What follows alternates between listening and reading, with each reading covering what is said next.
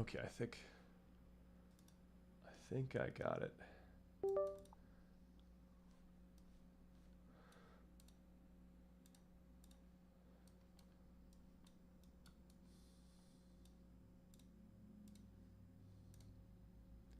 Nice. Very nice. Okay. There we go. All right. What do we have? I think we're just continuing, right? Same deal. We have to get through. I think I outlined it at the end of last stream yesterday. So, okay. Gemini said something about these practices being engineered with different philosophical and physiological goals in mind. So let's see. When we look at meditation practices across different traditions, Theravada Buddhism, Tibetan Vajrayana, Hindu yoga, we are looking at different technologies invented to solve entirely different problems. Okay.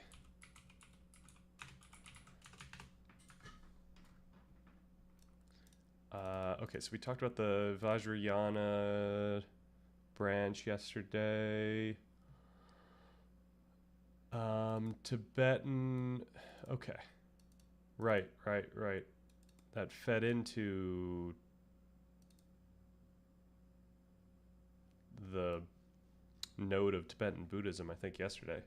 And then obviously Hindu yoga we didn't see yesterday in that chart. It was way to the left. And then we got Theravada Buddhism,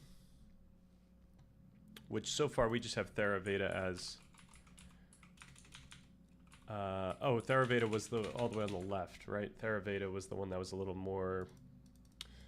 Would we say esoteric, or would we say it was just more dogmatic? It was more close to the Vedic texts, or no? It was closer to the other texts, the Pali something texts. Yo, more traditional. Okay. Too easy Buddhism. How's it going, Dharmadam? Back again. This is where I should have Gemini quiz me for these. Okay. Here's how their underlying engines differ. The Theravada model, Gonka Vipassana, Burmese noting. The complete cessation of psychological suffering, nirvana, by permanently breaking the illusion that you are a solid, enduring self. The physiological goal is radical down regulation. You are training the brain to stop reacting to sensory stimuli by holding the body perfectly still and observing pain without moving. You are systematically decoupling the brain's sensory input from its emotional response. You are deliberately lowering the baseline of the autonomic nervous system to achieve flatline equanimity. All right, so that's certainly not going to be our goal here, but it's cool, and it's cool that people can get to that point for sure. That just kind of shows how powerful neuroplasticity is in general. So Theravada is like Burma and Thailand, and yeah, Gonka. I'm probably pronouncing that incorrectly. All right, the Tibetan Mahayana model, Dzogchen, Tonglen. So compassion for all beings and realizing the non-dual nature of reality. The goal is not to escape the world into a quiet void, but to stay engaged with it without being captured by it. So this would be something more akin to what we're trying to do with the document. The physiological goal, active engagement and energetic transformation. Tonglen actively spikes emotional arousal by visualizing suffering and resolves it by visualizing relief. Dzogchen keeps the eyes wide open and the posture energized. You are not trying to calm the nervous system down. You are training the mind to remain highly alert and expansive regardless of the nervous system of what it is doing. But then we got Hindu. So this is not covering the rightmost node from yesterday. What was the rightmost node? Was that the more Eastern Buddhism? Was that I think that was the rightmost one. They're kind of stereotyping Theravada, right? That it is more isolating than the others, or that those practitioners don't do extensive metta. Right. I'd imagine right. I'd imagine any of these practitioners could go into um, certainly retreats, or they could follow that middle path. Then there were the three paths of. Oh, okay. The third one was the way of the Buddha, right? Something of the Buddha path, where you come back. Middle one was where you just go and you.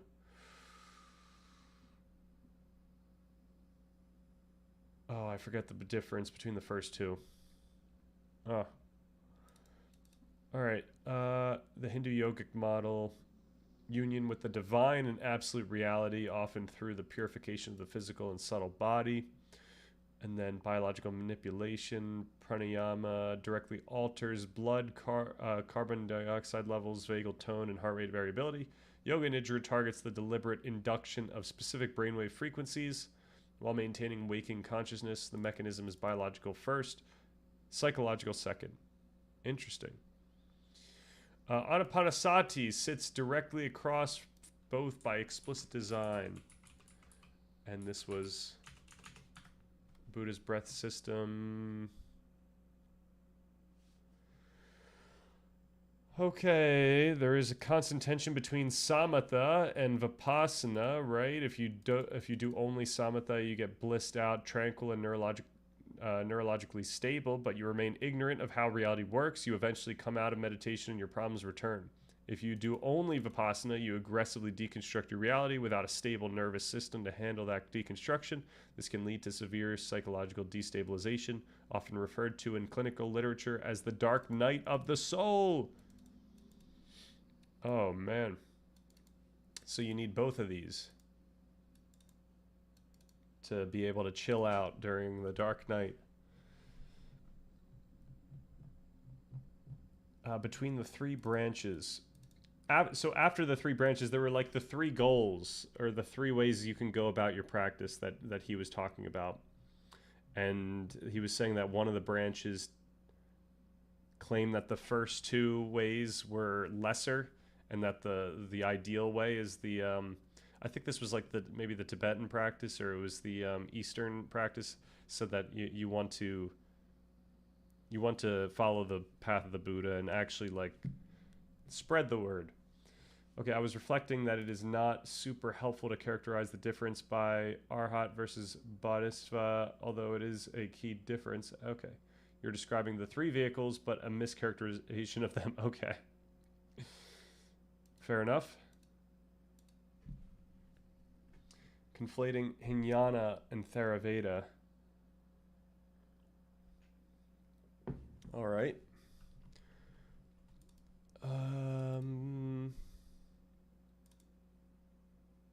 Okay, we could skip that. Okay, what else did we have here? You define all four Brahmaviharas in your concepts section, but under the Samatha toolkit, you only list loving kindness. If your goal is practical application, list compassion, empathetic joy, and equanimity as distinct practices in the toolkit. Equanimity is arguably the most important, most practical for modern daily life. Okay, so where we have loving kindness, we can do equanimity. I mean, we could honestly just have a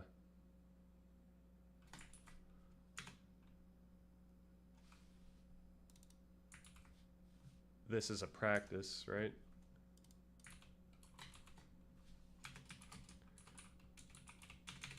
Loving kindness, meditation. We can do equanimity.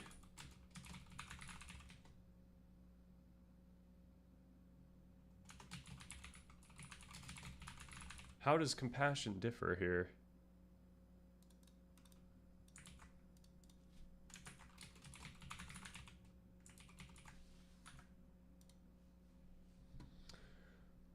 Nuanced topic. Yep. Yeah, I can only imagine.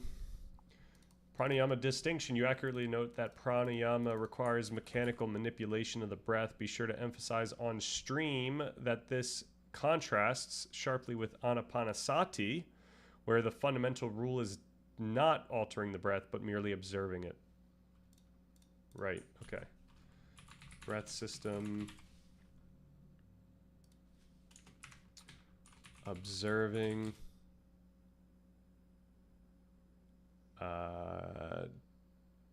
So this is altering the breath, right? But pranayama is more about observing the breath. Okay, am I getting this wrong? Be sure to emphasize on stream that this contrasts sharply with... Okay, so pranayama contrasts sharply with anapanasati. And I'm guessing that they're describing this as that, where... Oh, this is terrible grammar here. Like, this is not a great way of explaining because it's ambiguous as to which is which. So, Jnana means lesser vehicle and is a preliminary in Mahayana Vajrayana. It covers much of the Theravada material, but Theravada goes much more in depth. More in depth than the scope of Jnana, but still Vajra and Mahayana yogis will say they have not gone the whole way into understanding emptiness, but that they certainly exceed the scope of Jnana. Okay. Interesting.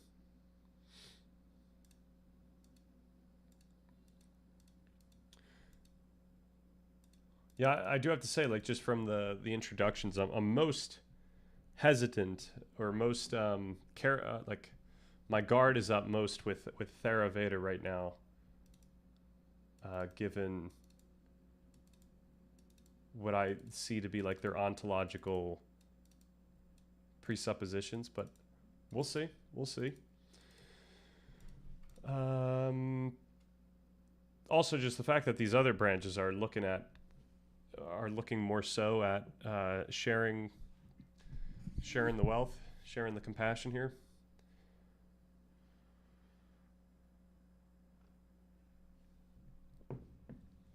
Okay, so I'm just going to do this.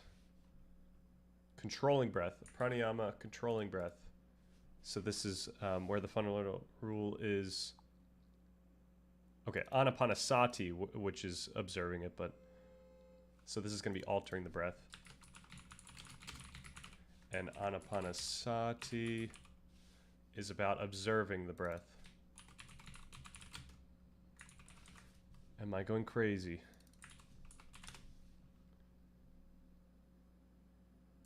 Deep concentration and insight involves observing the natural, uncontrolled flow.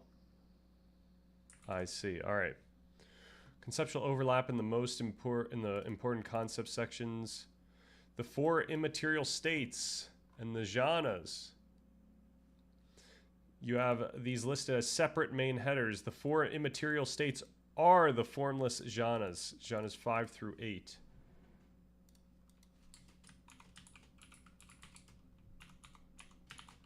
Okay.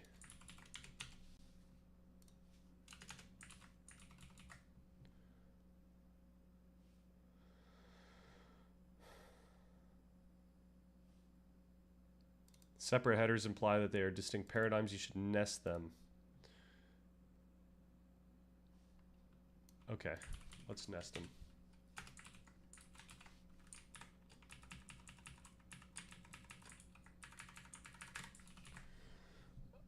But as I say, Theravadins do extensive heart-based practices. It is a stereotype that they are self-obsessed.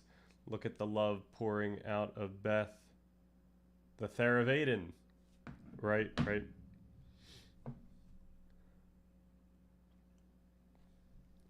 It's less so. I mean, you know what? I should hold my tongue because I don't know how the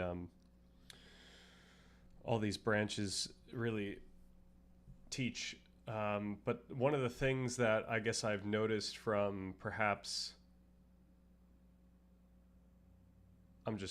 just from Sam versus like the way that Beth has taught so far is it seems like there's a little bit more epistemic humility coming from the Tibetan side. I could be wrong about that. I could just be straight up going based off of a few anecdotes, just from what I've seen. But yeah, I'm gonna pay attention for that. I'm gonna see if that's something that is actually the case. Like the way that Beth so far is taught, even though I'm a big fan of watching those videos, is it's a very like, this is how the things are, and you learn these things, and yeah, okay, don't think so. Okay. Sam is his own brand of Tibetan teachings, right? It lines up a lot though, but for example, neurological basis of the genres, you mark this as a big topic. To ground this, you will need to look into dopamine and endogenous opioid release, often theorized as the source of PT and Sukha in the first two jhanas, as well as extreme suppression of the orientation association area of the parietal lobe, which causes the boundary loss feeling in the formless jhanas.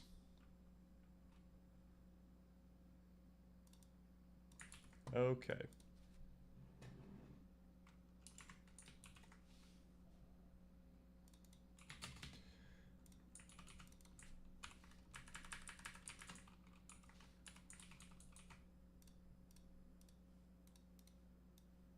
All right, enhancing the neuroscience scope for your practical effects, how it works section. Since you're discussing the downregulation of the default mode network, having a clear visual representation for your audience will bridge the gap between abstract concept and physical reality. You should explicitly contrast the default mode network with the task positive network. Meditation is largely the practice of intentionally activating the TPN, focused attention, to starve the DMN of metabolic energy. Okay, how does the TPN overlap with the CEN, the Central Executive Network? Because I know that we talked about the association or the anti-correlation between the CEN and the DMN. So your taxonomy of meditation culture section at the bottom remains completely blank. Yes. Yeah. I should have been filling that in yesterday. All right, let's just ask this question, then let's continue on to our main ticket item, which we left off at deep cultural and philosophical concepts in meditation. Good morning, Birdbanes. What is good? Good afternoon, good evening, Onion Helmet. Blorpa, Gorpa, Blorpa, do, Hamana, LOL, atheism. Let it be Nabada, weehoo, Sam Harris. I must have missed that one. Okay, Tibetans believe a lot in spirits and appeasing them, communicating with them. They believe their altered teachings came from the Buddha in a celestial form. They have some peculiar ideas around phenomena not existing, nothing arising, nothing changing, nothing exists besides Buddha nature. Samsara and nirvana are one. It's nice it can be secularized, though. For example, Sam. Yeah, and I think I remember from that one interview where he's talking to those two monks that he was saying that he's not a fan of all the underlying beliefs, but he does like that, I guess, the spirit of that meditation practice. I wonder, would then the Eastern Buddhism, I'm gonna guess that none of these are going to be exactly like what I would be looking for, but I'm curious how that one differed. You know what we should do? We should just throw the document into Gemini, and we should just ask, like, which branch of Buddhism does it think that the document most closely aligns with? That would be kind of fun. All right. Deep cultural and philosophical concepts in meditation. To practice meditation purely as a clinical stress reduction tool is to engage with only the outermost superficial layer of a profound architectural system of consciousness. Advanced meditative states involve radical, sometimes permanent shifts in the practitioner's phenomenological experience of self, time, and reality. Understanding these paradigm shifts requires unpacking the deep philosophical concepts that have guided contemplatives and shaped meditation methodologies for millennia. All right, we got the jhanas and samadhi. All right. We will see if samadhi deserves its own space here. If we should just do the jhanas and samadhi. The architecture of absorption. In Buddhist contemplative science, the jhanas, or dhyanas, represent progressive states of profound meditative absorption. They are not merely states of deep relaxation, but highly unified states of consciousness where the mind entirely withdraws from external sensory input and becomes completely absorbed in an internal object or cognitive state. All right. The overarching aim of jhana practice is the cultivation of samadhi, a state of mind that is intensely serene, clear, and unshakably concentrated, serving as a sharpened instrument for subsequent insight practices. So then I'm going to say, and samadhi. The progression into the jhanas requires the preliminary attainment of access concentration, a critical threshold state where the mind is sufficiently stable to suppress the 5 hindrances: sensory desire, ill will, sloth, restlessness, and doubt. So like in my meditation practice, I don't think I'm going to ever find ill will or sloth unless I'm like, I don't know, tired or something. But restlessness and doubt and sensory desire are like center stage, at least for me. Okay, upon crossing this threshold, the practitioner shifts their attention from the primary meditation object, such as the breath, to a pleasant physical or mental sensation. If sustained, the practitioner enters the first jhana, which is characterized by intense physical energy and rapture and deep emotional pleasure, alongside applied and sustained attention. As the practitioner masters and deepens the absorption, the grosser, more energetic elements of the experience begin to fall away. In the second, okay. So let's get down to here. So this is what? Progression.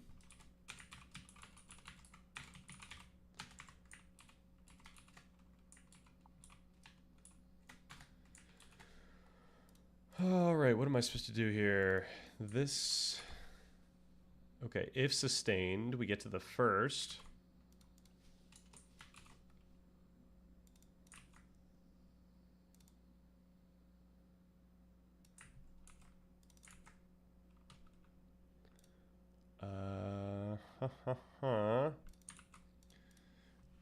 All right, as the practitioner masters and deepens the absorption, the grosser, more, yep. Oh, this is all part of the first. Then in the second jhana, applied and sustained attention cease, leaving pure, effortless, joyous concentration.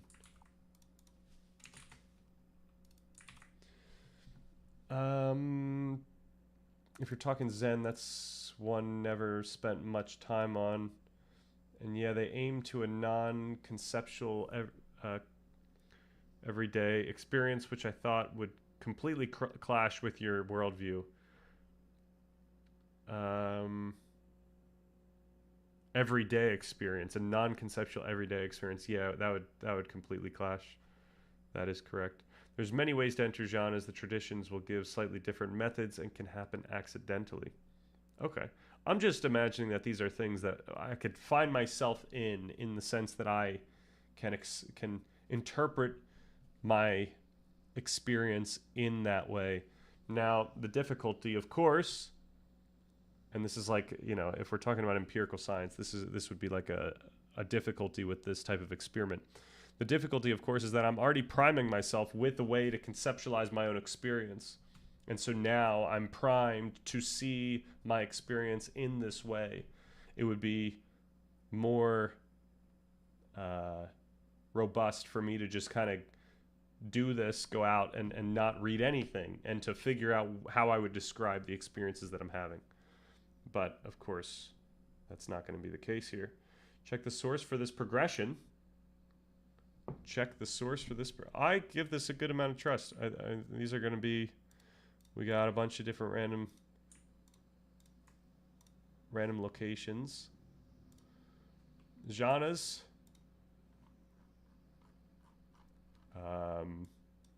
For a non-residential retreat with Upasaka Kalidasa.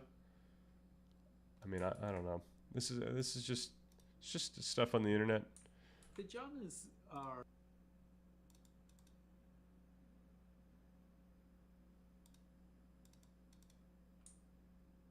The jhanas are... Oh, I did that one twice.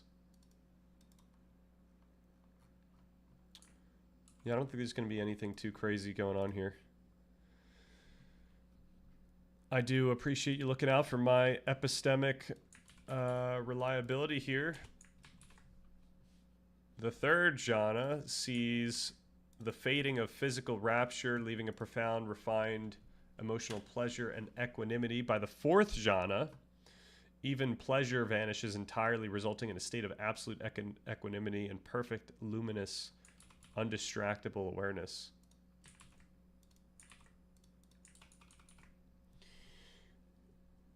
Ask about Piti Sukha, hard jhana, soft jhana to clarify.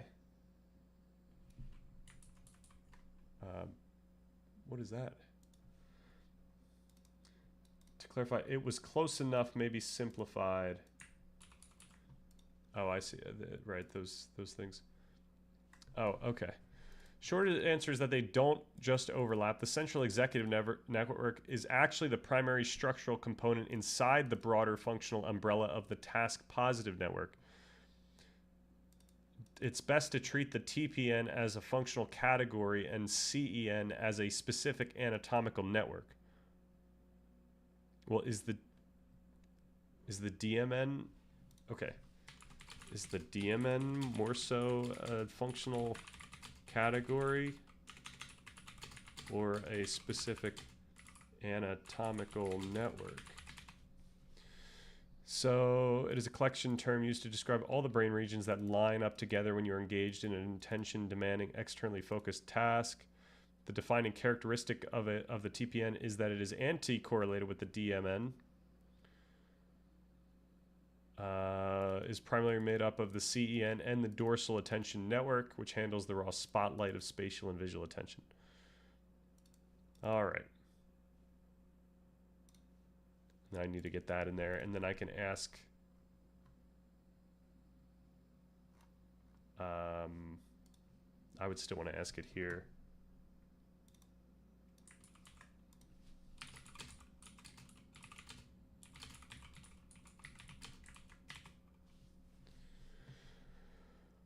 The DMN is a specific anatomical network. Okay. All right. So then I'm going to ask this. That is the issue regarding most quote-unquote AI summarizers. It could give you a unreliable source and you'll never know if you don't check it. I do know this. Yeah, it's just for me, like the reliability was already high like a year and a half ago, and it's even more high now. And like significantly more high, especially for Google.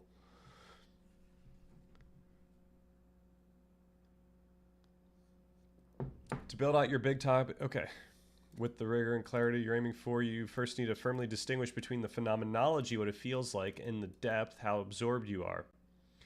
The contemporary consensus in pragmatic Dharma, like the communities around Culadasa or Daniel Ingram, relies heavily on these distinctions. So, PT versus Sukha, the mechanics of bliss. In the context of the jhanas, PT and Sukha are the neurochemical rewards that keep the mind locked onto the meditation object. So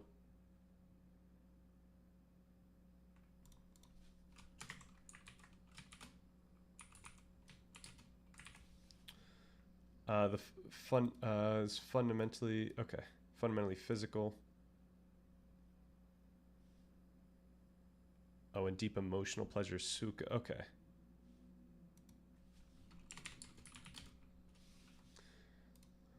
I wanna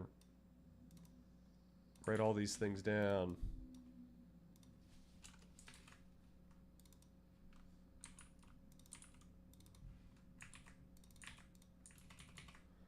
So they are often translated as joy and happiness, which is too vague. It is more accurate to view them as two distinct physiological and neurological states.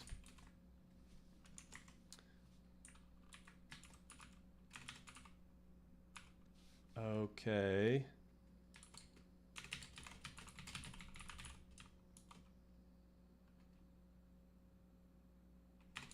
Oh, this needed to do a new line. Fundamentally physical and highly energetic, it manifests as tingly, buzzing, electrical thrills. It is an excitatory state.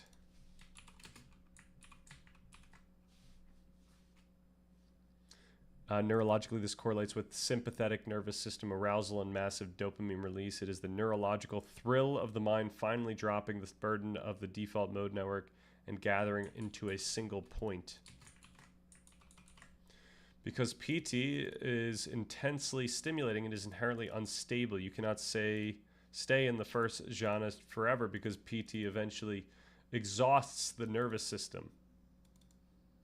Interesting. Sukha, bliss, tranquil, ease.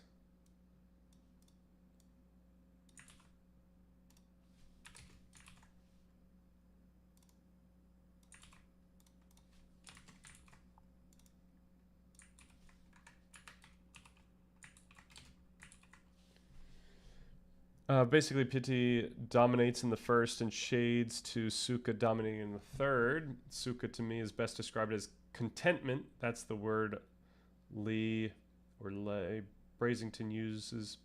Check this. Thich Nhat Hanh. Happiness is available. Please help yourself to it. Very nice. Oh, I see. Check this quote. Please help yourself to it. That's so Epicurean. Stoicism, Nietzsche coded. So we've got a profound, heavy, smooth, and deep, relaxing psychological contentment. There is no buzzing or shaking. It is sheer, frictionless ease. This correlates with the parasympathetic nervous system dominance and endogenous opioid release. As the energetic fireworks of PT fade, the mind settles into the profound stillness of Sukha, which characterizes the second and third jhanas.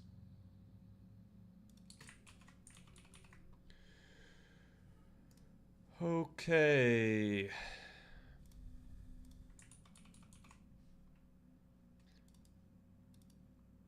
Soft jhana versus hard jhana. So this is one of the most hotly debated topics in contemporary meditation, and understanding the difference is crucial for your stream so your audience doesn't operate with false expectations. The debate centers on how much of the outside world disappears when you enter jhana.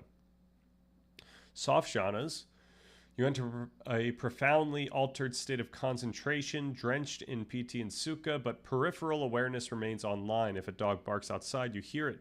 You can still feel the physical boundaries of your knees and hands.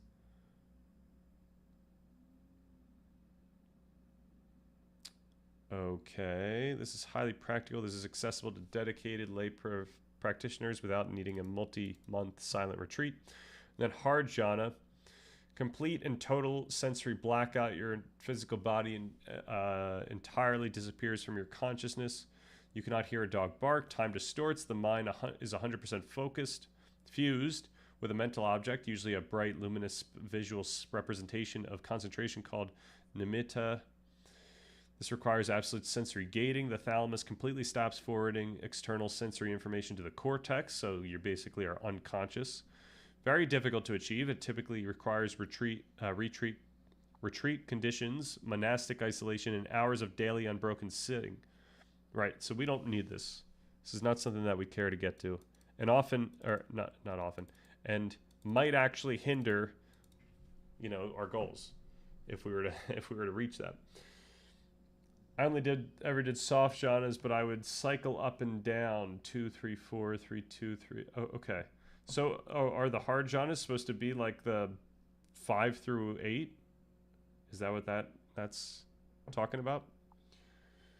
And 30 seconds each. Hard jhanas is important because it appears that's what the tradition is talking about when they say jhanas. And people protest against watering down. Oh, yeah, I think by 5th it has to be hard. Okay. All right. We'll see. We'll see the science.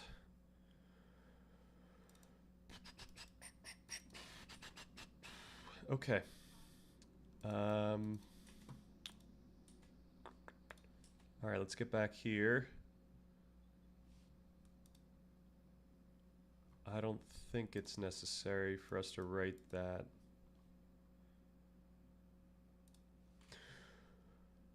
Okay, by the 4th jhana, which we wrote down, right? All right, recent EEG and fMRI research into jhana states reveals neurophysiological markers that differ radically from standard relaxation or basic mindfulness. Proficient practitioners exhibit distinct brainwave patterns, including high voltage slow waves and spindle activity that visually resembles stage 2 or stage 4 non-REM sleep. However, the subjects report being entirely awake, highly alert, and internally lucid throughout the experience. This suggests that the jhanas represent a unique dimension of human consciousness, a highly trained manipulation of the brain's internal reward and attention systems that effectively decouples awareness from the default sensory environment, inducing a self-stimulating reward loop independent of external stimuli. Awesome. Very cool. In the modern era, the interpretation and accessibility of the jhanas have become a subject of intense debate within both traditional and secular Dharma communities. Teachers aligned with Orthodox Theravada traditions, such as Sayadaw, interpret the jhanas as requiring absolute total sensory withdrawal, often necessitating months of continuous retreat to achieve. Conversely, modern pragmatic teachers like Leigh Brasington advocate for Sutta jhanas or jhana light, which are more accessible states of concentrated joy that do not require total sensory deprivation. Yeah, so why not just figure out what the people who are experiencing these findings say that they're doing or where they're at? I guess this is what Thompson was looking for with his neurophenomenology. You get highly trained people in here to explain what they experienced or what they are experiencing in the moment. All right, the practicality of these states has further been commercialized by Silicon Valley startups like Journey, which utilize intensive retreat schedules, ecstatic dance, and sensory awareness exercises to claim that participants can reach these advanced meditative absorptions in under 40 hours of focused practice. This secularization of profound mystical states highlights a modern desire for bliss on demand, stripping the jhanas of their original soteriological.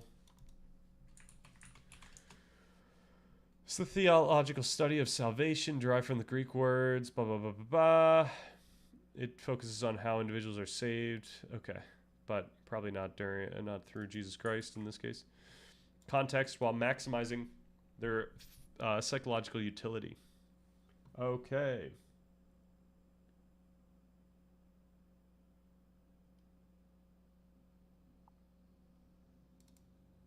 Soft fifth doesn't exist. It's above my level, to be honest. I only did some basic soft material jhana stuff. Understudied, probably. right? Need 100 years, perhaps. I mean, I think we now have the technology that I'd imagine people would be doing it with the next 5-10 years. Yeah, in Buddhism, they are really designed to support Vipassana, not their own goal. Okay.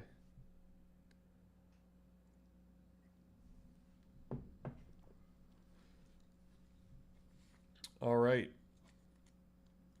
Shunyata, emptiness, which I have to do this so that we can see.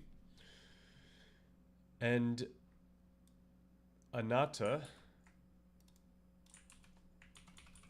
central to Mahayana Buddhism and intrinsically linked to advanced meditative insight, is the concept of shunyata, generally translated as emptiness or voidness. In Western contexts, emptiness is frequently misunderstood as nihilistic nothingness. In contemplative philosophy, however, shunyata is the realization that all phenomena, including the self, are devoid of inherent, independent, or permanent existence. All right.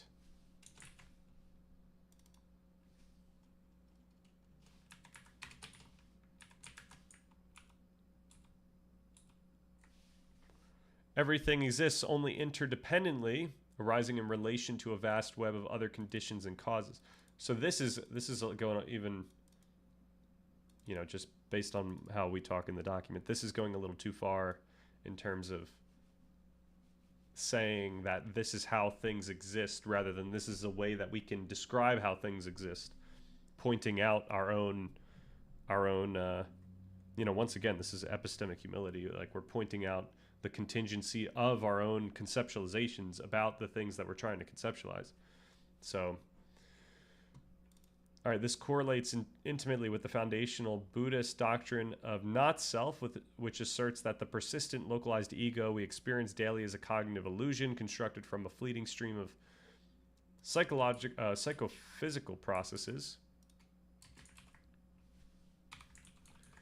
All right, in the context of cognitive neuroscience, the subjective experience of shunyata and anatta maps directly onto the modulation and eventual downregulation of the brain's default mode network.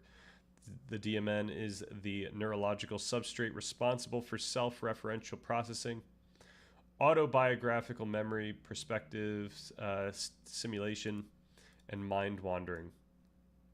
So yeah, there's going to be a difficulty here where when we're talking about shunyata, are we talking about a state of consciousness, or are we talking about an insight about consciousness? One is a conceptualization and one is a experience that we can only conceptualize. That'll be my next question. When discussing shunyata, are we talking about a mental state of consciousness, or an insight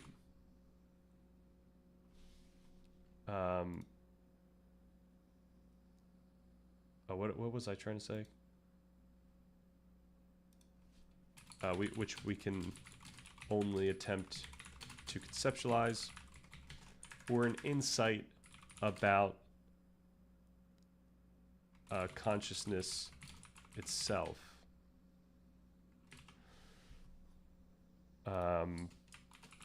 Which is inherently a conceptualization. Okay. In Theravada, emptiness really just means experience is empty of a self, but in Mahayana, it expands to all phenomena having the quality of emptiness. Can read the Heart Sutta. For example, form is none other than emptiness. Emptiness is none other than form. Subtle distinction.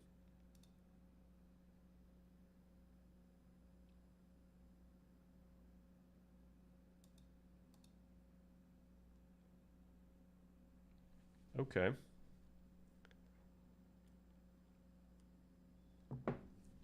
This is actually the duality that is meant in Dzogchen being non-dual. Form and emptiness are not two.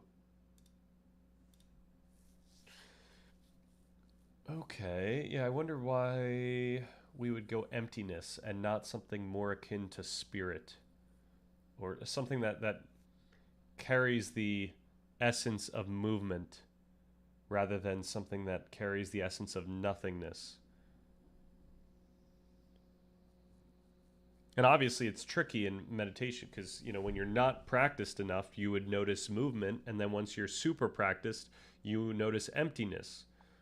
And that's just a reflection of the state of consciousness that you would end up in. But maybe you're describing Buddha nature. Okay. But the definition you already wrote in your draft actually points to the correct answer. In your outline, you wrote shunyata is a permanent fact about how reality is constructed. This is philosophically and practically accurate. Because it is a permanent fact, the realization of shunyata is neither a temporary altered state of consciousness nor a mere intellectual concept. Well, I mean, even, you know, once again, this is why I keep saying that Heidegger is kind of goated for this one reason. He had the ability to point out that his own conceptualizations about the most fundamental characteristics of consciousness, what he calls these characteristics, these existential characteristics of Dasein. He points out that these are interpretations themselves.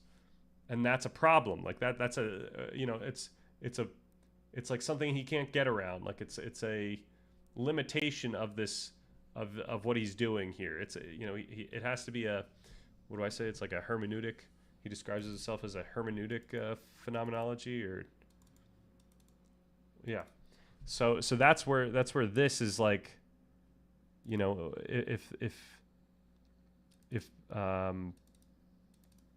if a practice goes to, or if like a philosophy here goes too far and says like this is actually the way the world is, then we've kind of we've lost the plot. And yeah, and it really matters pointing out that these changes are happening to your brain, and that when you're at a point where you are just barely practiced, like where I'm at, and I can notice something about my own experience, that might not be the same experience that people who are highly practiced are having about their experience. Like, you know, I think that perhaps before we had science, we just kind of assumed that people that were practiced were learning something about a experience that stayed the same, and they just got better at noticing that same experience, when really there's a significantly different experience happening for someone who's trained their mind versus someone who's just starting out. It's a different experience entirely. So it's one where you have to be careful how you describe it, because you might describe an experience that only the most practiced people actually experience. Like, you know, have 100 people practice really intensely, and, you know, after 20 years survey those 100 people, and, you know, 93% of them agree or notice these patterns. So then we just say that this is the types of patterns that would happen when you practice this much.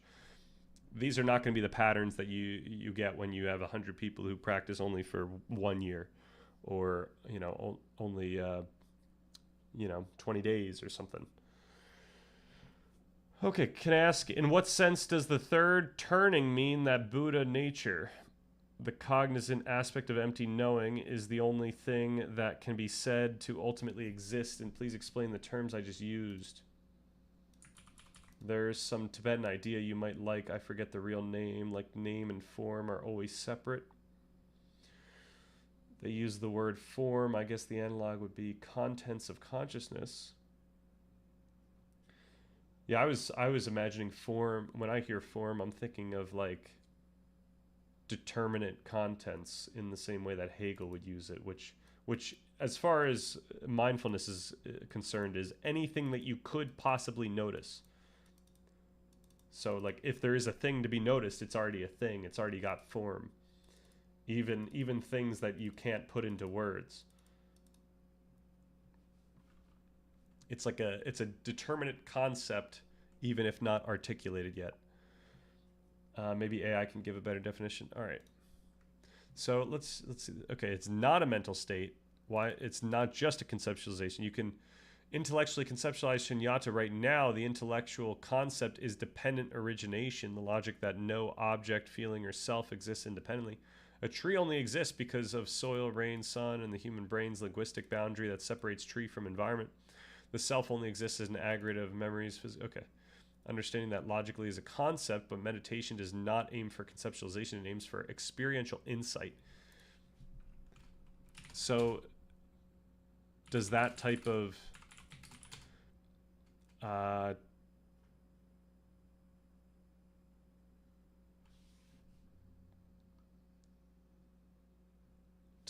fact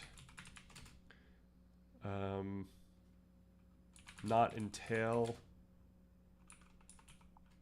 any sort of epistemic humility? Okay, I'm just going to say in the same way that Heidegger recognizes that his own phenomenology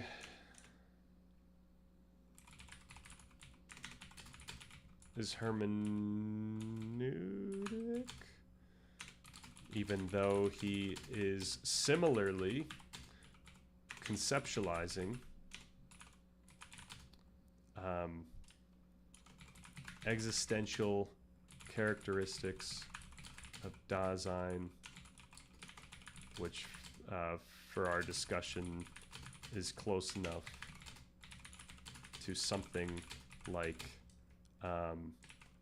consciousness, from which all being is disclosed.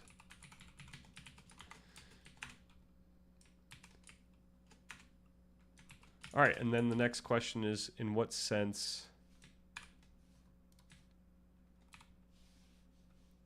All right.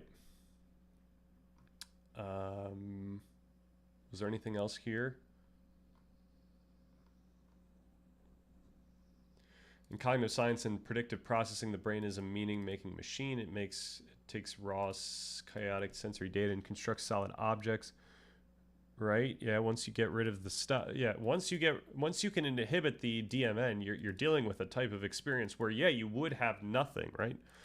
As we described, you can get to a meditative state where you are literally unconscious, according to, I guess what.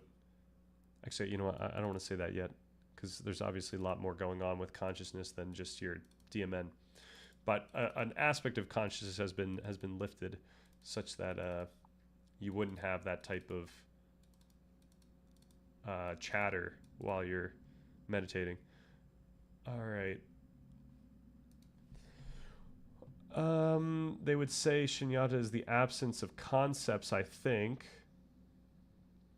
Right. At some point, you have to point out that shunyata is a conceptualization, though, that is describing the absence of concepts. Experientially, at least. They're not describing that. Non-dual experience versus cessation experience. Okay, I'm probably tripping on the nuances of some of these terms.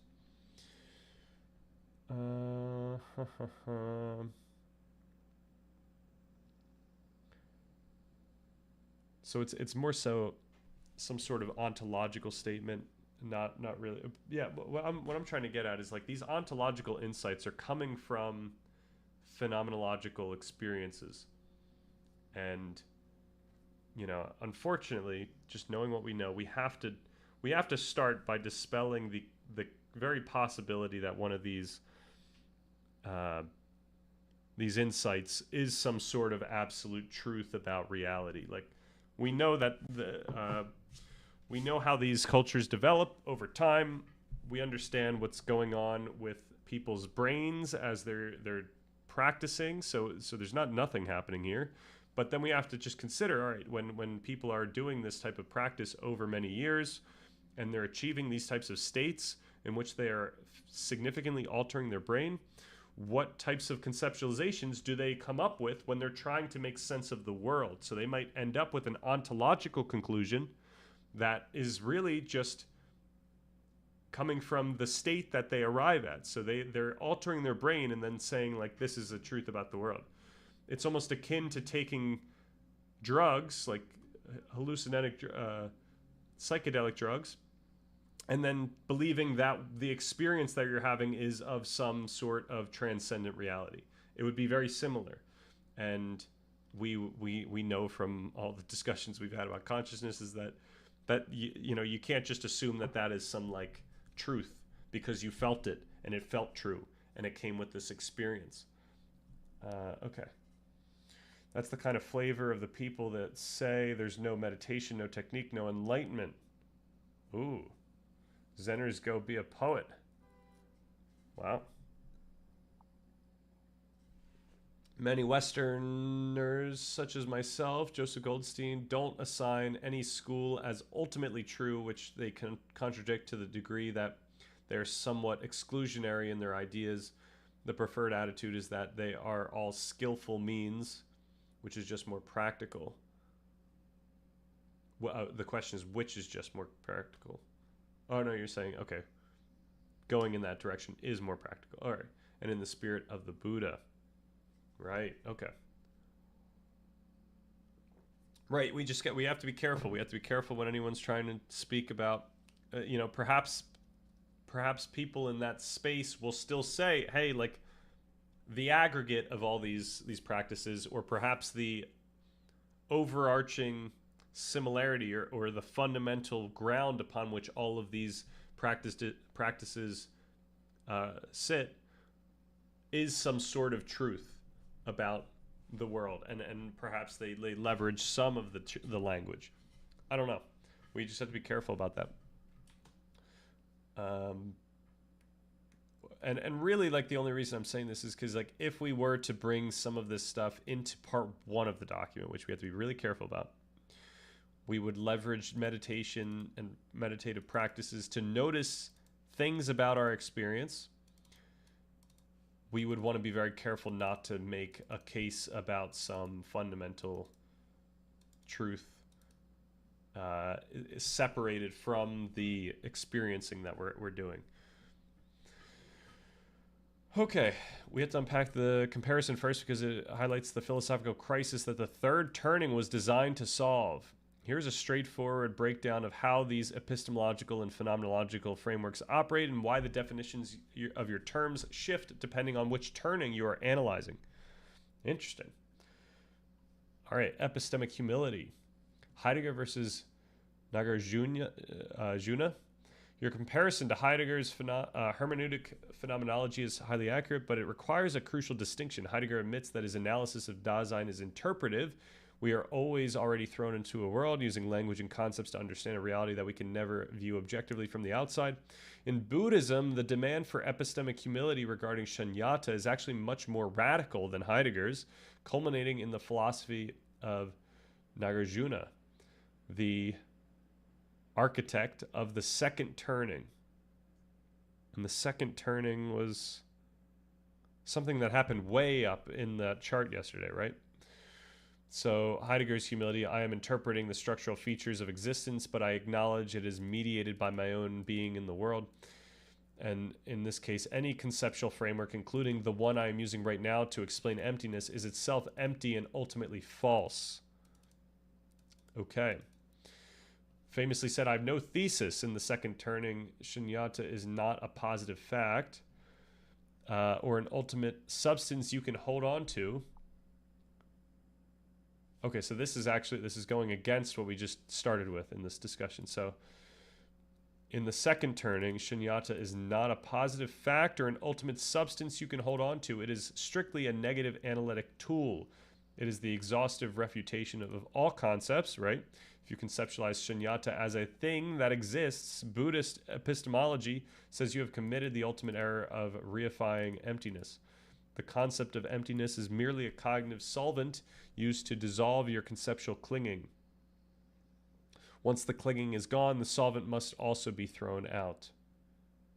Okay, but this is the assumption that you're getting to a point where you're already dissolved. All right, so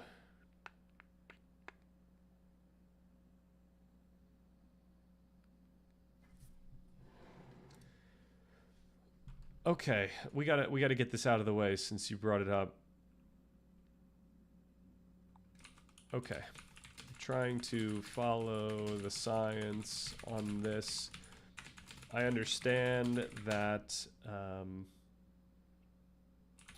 for Theraveda, there is a goal of reaching a state of consciousness that involves, what is it, cessation? Is that what's the word here? That involves the absence, I'll just say the absence of any quote-unquote conceptual thought. Then there might, and I understand that other branches believe that people can take these skills and then exist outside of their practice, yet still retain the absence of conceptual thought. Knowing what I know about neuroscience and consciousness, that seems highly suspect. That second part seems highly suspect, as I would imagine that you wouldn't be able to operate in a physical space without some sort of conceptualization, whether that is of depth or distance or etc. And especially in a physical state,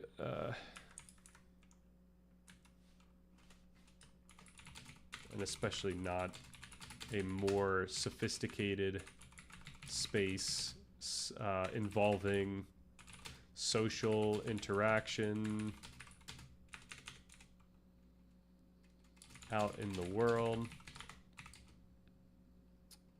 What is shown, given the insights / correlates between yogis and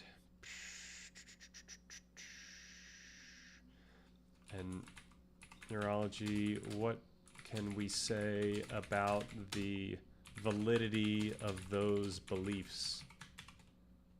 All right. Okay. Which acts as the foundation, right, in the third turning. Not sure what you're saying. Are you mixing up the three yanas and the three turnings? Wow, I'm confused. I was asking a separate question.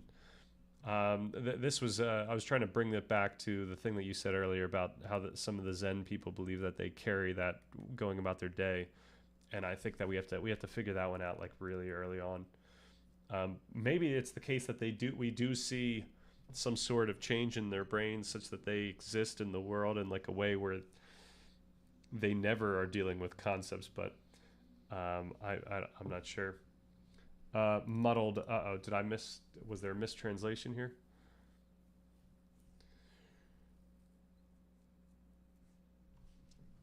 Okay. But let's go through defining the terms. To understand why the third turning pivots away from this radical negation, we must define the vocabulary you brought up. The third turning of the wheel of Dharma. Historically and philosophically, Buddhism is categorized into three major paradigm shifts.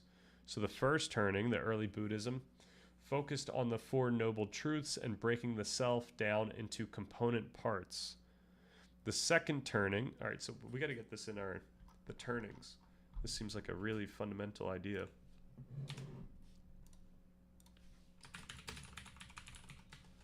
The three turnings.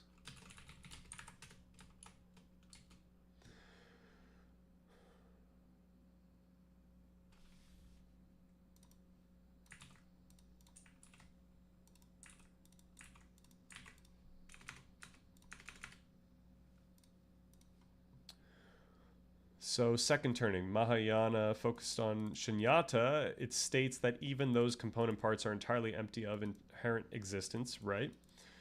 Third turning, Yogacara and Tathagata Garbha literature, a phenomenological reaction to the second turning. It addresses the terrifying nihilistic void left by absolute emptiness. So the premise, okay, Buddha nature. This is what's coming up here. So Buddha nature. The premise that the fully awakened state is not something you build or achieve from scratch, but rather a primordial pre-existing nature inherent in all beings that is merely covered up by the adventitious stains of delusion. So now we're back to perhaps a little more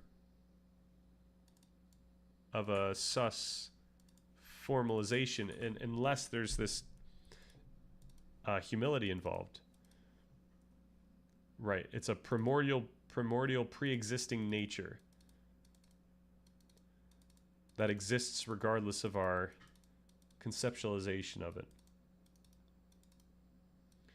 But once again, in conceptualizing it by even explaining Buddha nature, we are, involved in some conceptualization game. I think Zen does that also, but again, I'm not a Zen guy. But Tibet, I'm sorry, it was Tibet, but for sure they aim for non-conceptual in daily life. That is the primary method of Dzogchen. That's core Vajrayana. Okay. So yeah, I just want to see if there's something on that yet. So cognizant aspect of empty knowing. In Tibetan traditions like Dzogchen or Mahamudra, this is often called Rigpa or luminous emptiness. It is the realization that while reality is completely empty or of solid independent things, this emptiness is not a dead, dark vacuum. It is vividly awake and aware. That's cool. I like this. But still, once again, we are conceptualizing, so we have to be clear about that. Ultimately exist in Buddhist two-truth epistemology. Conventional reality is how things appear to function in daily life. Ultimate reality is the unconditioned, indestructible, absolute truth of reality that remains when all conceptual overlays are stripped away.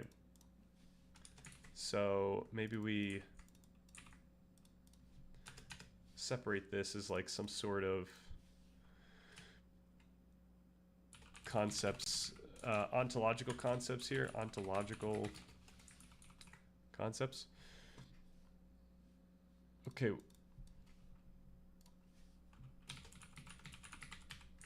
Existential ontological concepts.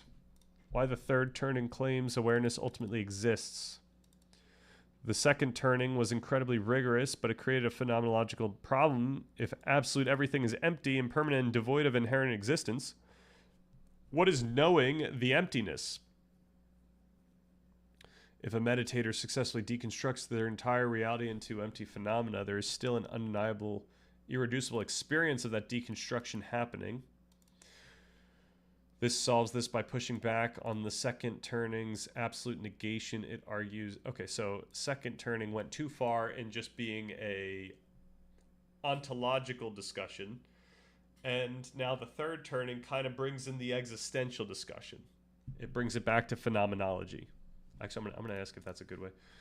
Is it appropriate to say that that the second turning went too far in making an ontological statement, and then the third turning supported, not supported, but strengthen that with an existential / phenomenological statement? So yes, all passing phenomena are completely empty. Thoughts, visual data, physical sensations, and the concept of a self.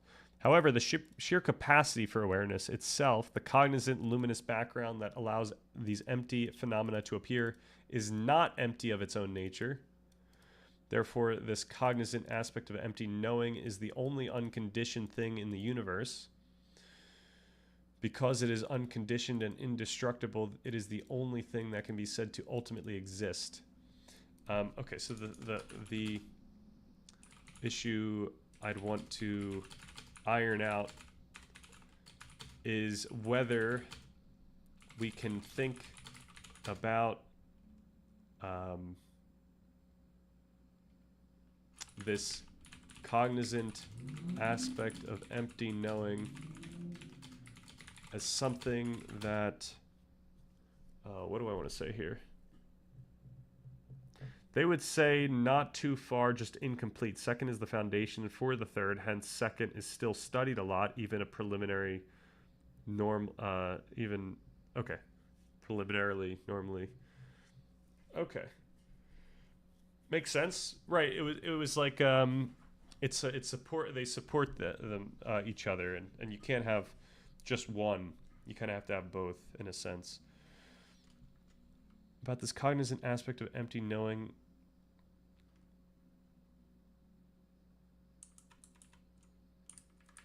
as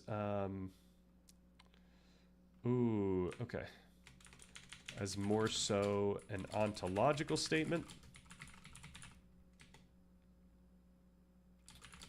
or an existential phenomenological one.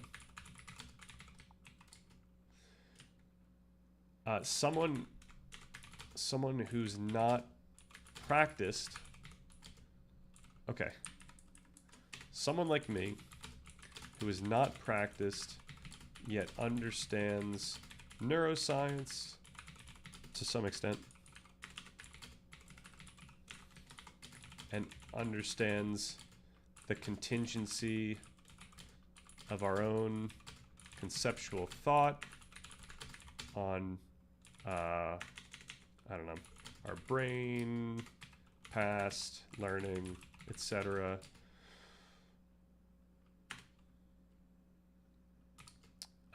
Would not can appreciate the ontological statement here, but cannot appreciate the existential without practice significantly practicing to the point where I change my brain enough such that I experience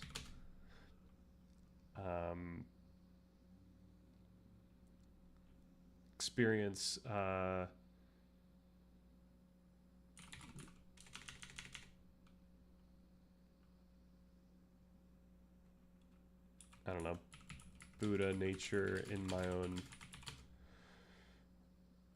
consciousness. Alright, the mirror analogy. Think of consciousness as a mirror. The second turning proves... Okay. Applying this to the document. Is this still the one that was on this document here? Alright. Skepticism is a good starting point, but your conclusion rests on a categorical conflation between conceptual thought and sub-personal neural computation. What was this question about?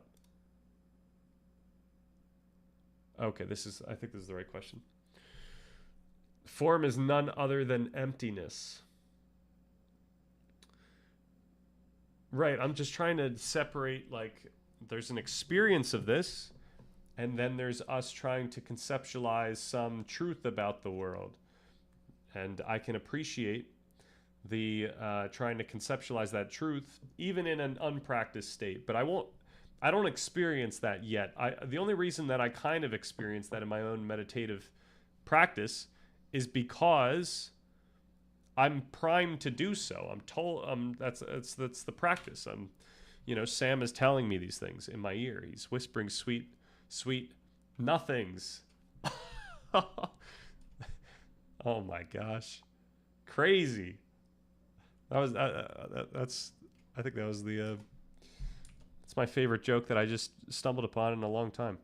All right, yeah, they're all fingers pointing to the moon. These descriptions ask about name and form separation. They understand these or just concepts about an experience.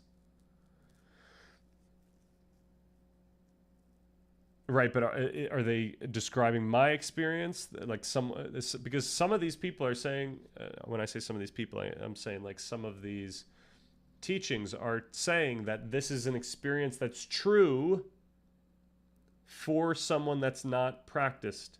It's true for every single human being. And that's a problem because I'm trying to figure out if it's the experience of the if it's an experience that the practiced yogi gets to, and then they try to conflate their experience about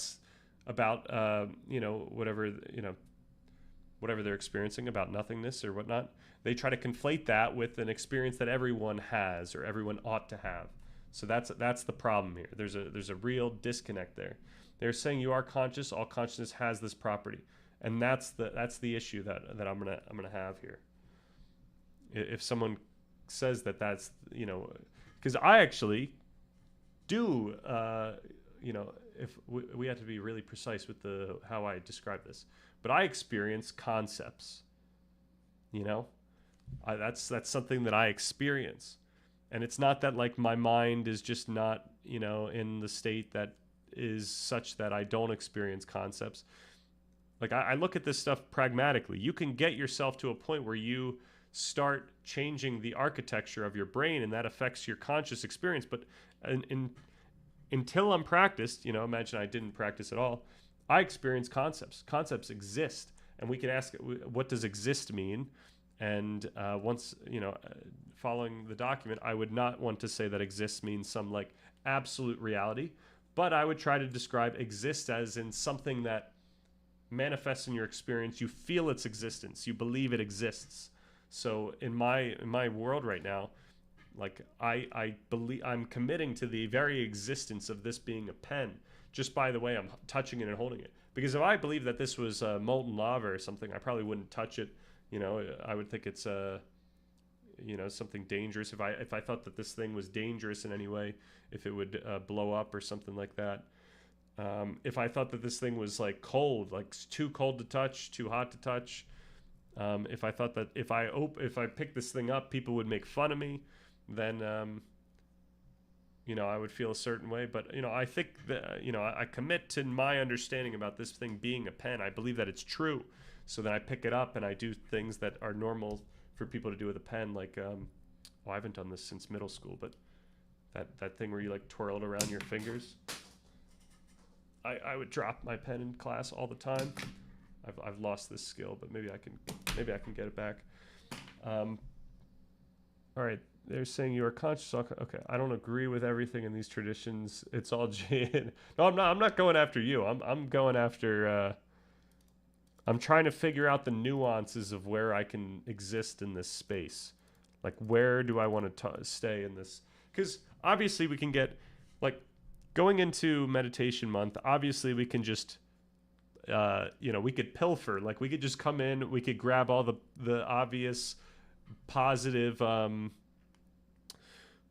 positive meditation techniques, and we get all the science. We could see all the benefits that we can get out of doing the meditation practices. But I'm trying to find like, is there a branch here? Is there like a teaching? Is there some aspect of this, of like the conceptualizations going on here that we can really sink our teeth into as something that would be incredibly beneficial for us to leverage for like part one, and perhaps that helps us with a lot of extra stuff. I'm not sure. I'm trying to figure out the space. I'm trying to figure out where we can exist further in a lot of these spaces. Obviously, I'm going to just keep learning about this stuff until the month's over, maybe, but perhaps even until just, I stop being interested, which might never be the case, but we'll see. Basically, they believe there's a property that consciousness has that occurs prior to the split into subject and object. So in some sense, it's always present, but this subject-object thing makes it less clear.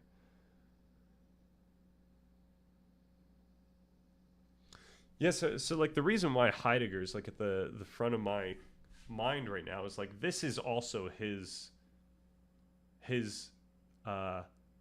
mission, and he does it with such nuance about certain aspects of experience that, like, I'm wondering, like, is there anything different to gain that Heidegger hasn't already covered in a way that I think so far has been much more like precisely done in a way that actually captures the way that we experience the world, and would also capture, like, the way that Heidegger describes consciousness is one that does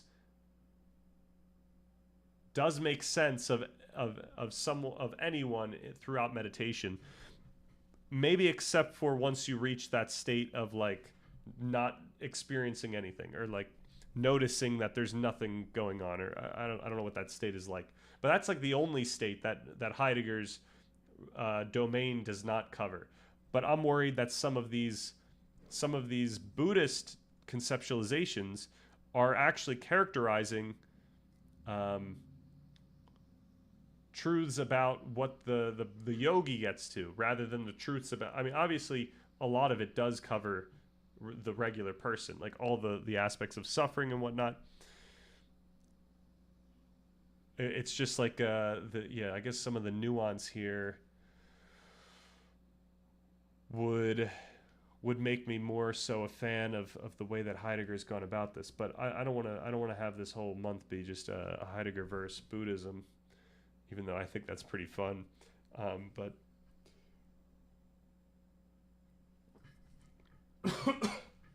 but yeah, I'm gonna try to play with these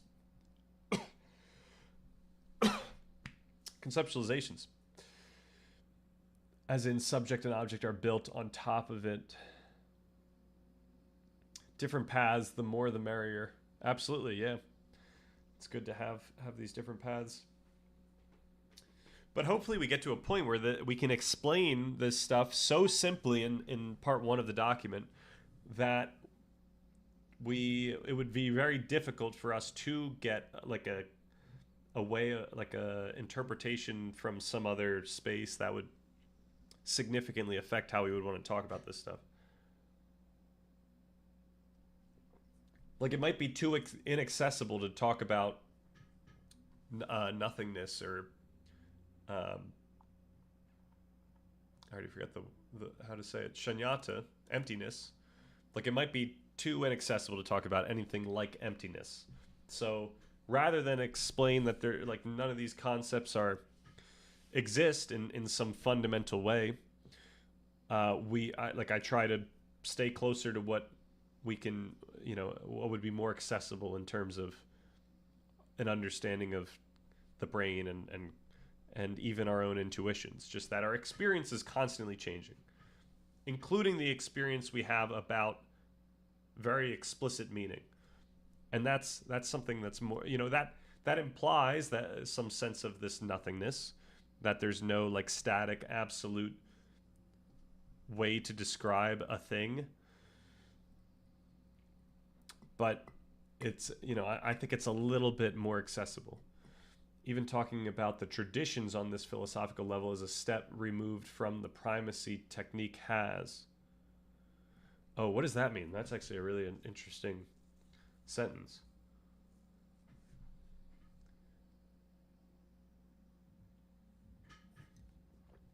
Is the primacy technique has.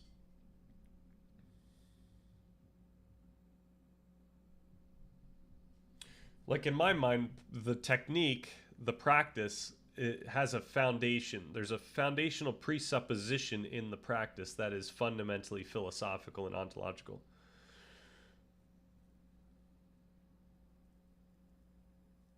Right. So I remember the poison arrow parable. Rather than pulling it out, you ask questions about it and stuff like that. Just practice. Who cares about this other stuff? But yeah, at the end of the day, then what is the goal of the practice? And the goal of the practice seems to presuppose a possible outcome that entails something like nothingness. Now, granted, obviously, yeah, like the primacy in this is the state of consciousness or the state of living that you arrive at once you do your practice. So obviously practicing gets you there regardless of whether or not you understand the stuff. It's just that yeah, like we got to still talk about this underlying philosophy. We're going to take the practice for sure. You know, once again, we're going to take what we can from the space. I just want to be respectful in my own way here to make sure that we are understanding the like where these conceptualizations collide. Seem to have a goal in mind, but it can be really whatever you want. Yeah, not irrelevant, but it's a step removed from the primacy technique has. Yep. Right, just in the same way that part 1 is like a step removed from the primacy that part 2 and part 3 have. Granted, part 1 gives you like a sense of why these things work and why the way that we experience certain truths are, you know, contingent, and how we experience the world and whatnot. Like, that's really important. You know what? Like, Buddhism might say that understanding is more important, but yeah, I think this idea of the practice being more important lends itself to, you know, just following the practice of part 2 and part 3. All right.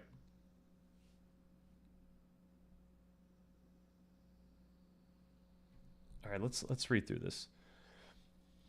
If we define conceptual thought as any processing the brain does, then you're completely right. A practitioner would be comatose or entirely non-functional, but that is not how either cognitive science or contemplative traditions define it. All right, let's see the nuance here. Here is where your intuition clashes with the contemporary neuroscientific consensus on how the brain actually navigates the world and what you are rigorously allowed to say on stream. All right, the flaw in the premise, perception versus conception. You noticed that you couldn't operate in physical space without conceptualizing depth or distance. This is neurologically incorrect. Okay, well, when I say operate, I mean like you're walking around and stuff. The brain does not conceptualize depth or distance. It computes it beneath the threshold of consciousness. Okay, this is where conceptualize is going to be lost. When I say conceptualize, I don't mean articulate. Okay. Can we still change this? Yes. Okay. Some sort of conceptualization. And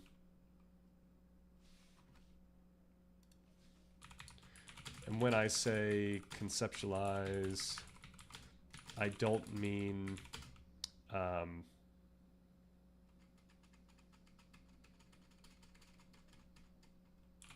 necessarily articulate.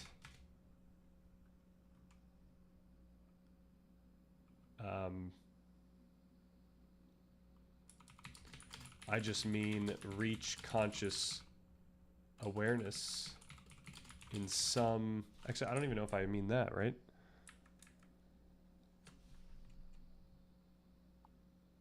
Yeah, okay. In some capacity. In the case of walking over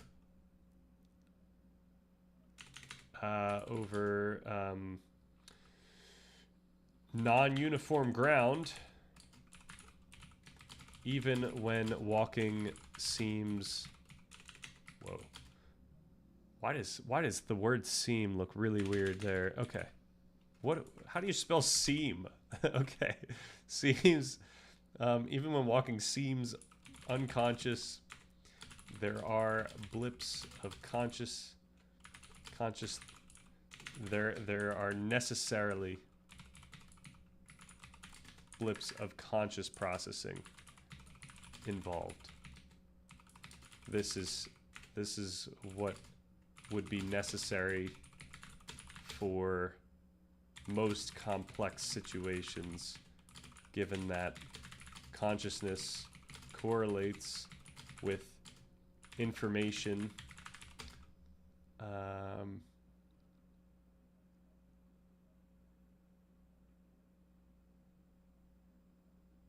I don't know, being distributed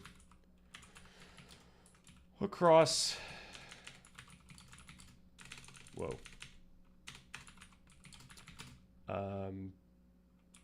the brain. I'll just say that.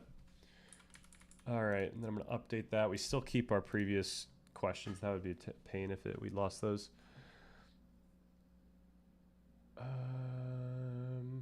Like when I think about how I relate to the traditions, it's about using their techniques and kind of experiences they lead to and what I want from my practice. Right.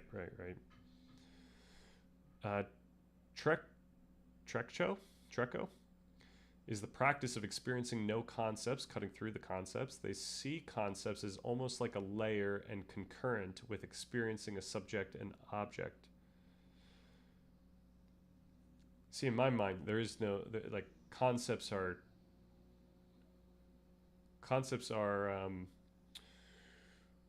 like necessarily interconnected with subject and object. Like, provided you can notice an object, you're noticing some sort of conceptual understanding of the object.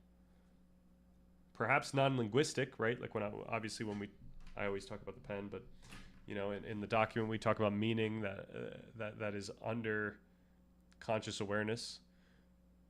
And you know what? That's actually really difficult. We could even talk. I say above conscious awareness here, but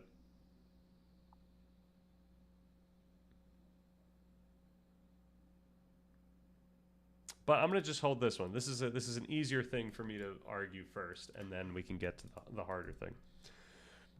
That's your tension with it.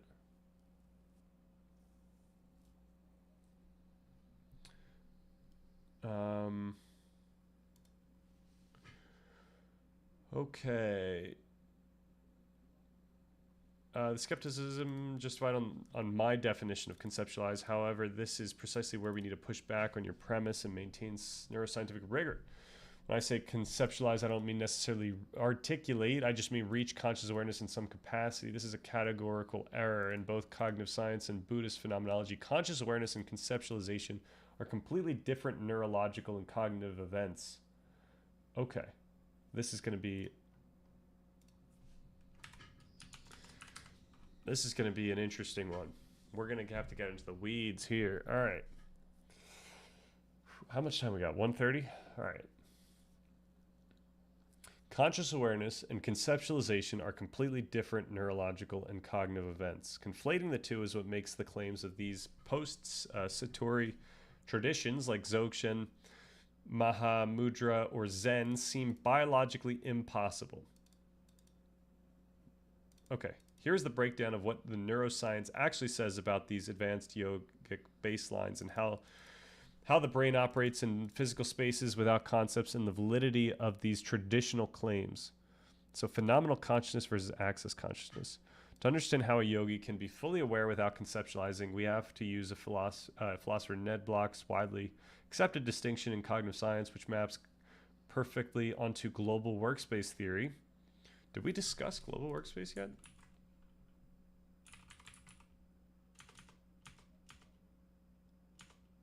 Okay. No, but it's bringing it up. That's cool. So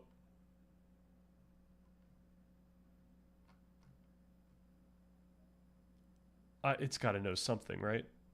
Why would it bring that up?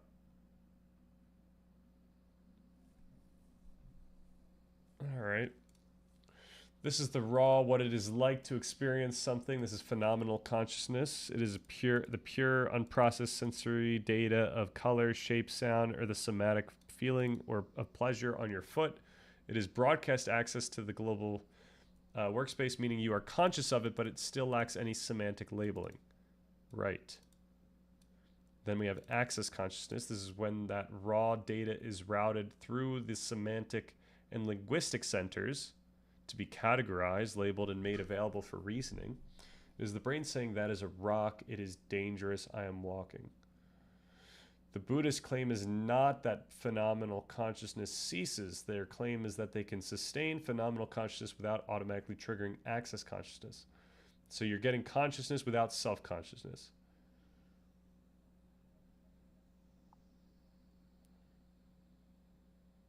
I'm going in.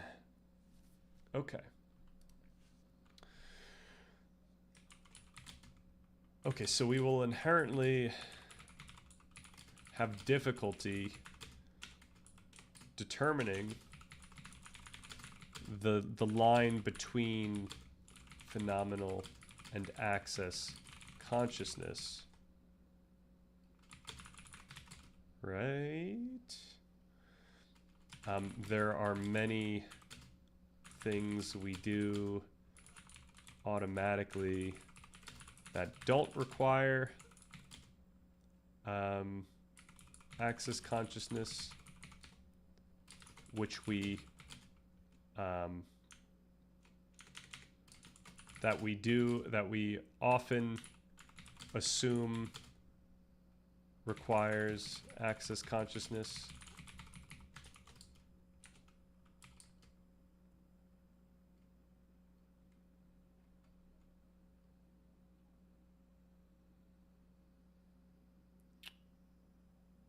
And furthermore, and most damning in this sense, we need to differentiate access. Actually, I should say, we need to acknowledge that the only way we understand ourselves as engaging in access consciousness is through some recursive self-consciousness of access consciousness, which is not necessary for simply engaging in access consciousness,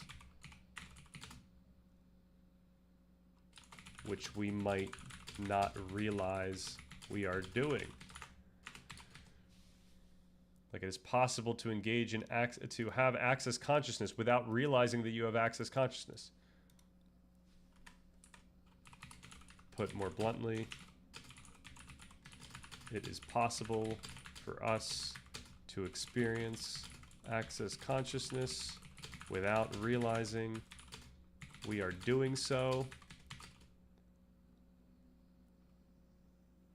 Thus, at the end of the day, the only way we could possibly determine whether or not we are completely dealing with phenomenal consciousness is if there was something hooked up to our brain that told us that none of the necessary parts of the brain were being leveraged. Perhaps I'm skeptical. Actually, you know what? Let's just keep it there. I don't know where we're going. I don't know what's going on here anymore. But I think this is getting us slightly closer to what I'm trying to learn. The Buddhist claim is not that phenomenal consciousness ceases. Their claim is that they can sustain phenomenal consciousness without automatically triggering access consciousness. So I would just want to see evidence that you can walk around in a public space, in a social space, without actually activating those parts of the brain. My understanding of the function of these parts of the brain are specifically to deal with this type of information, while a master meditator can alter their brain for the sake of reaching certain states. I would imagine that they are simultaneously quote unquote hindering of course, they wouldn't use this word, this word / connotation, hindering the, some abilities, some social abilities, let's just say.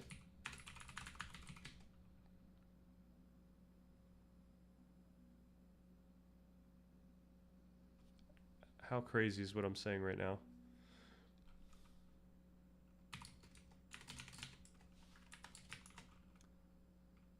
By weakening the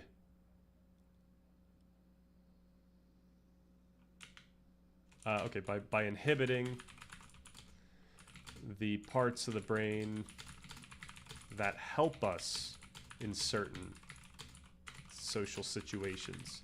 Like, we have to, we have to think back to why we get consciousness in general. Why do we get this ability to conceptualize?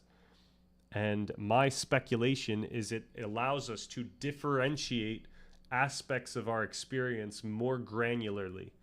And if we lose that ability to think conceptually in the moment, then we lose the ability to interpret what is happening in more complex situations as aptly. That's what I would say. I'm going to say that as well. In my mind,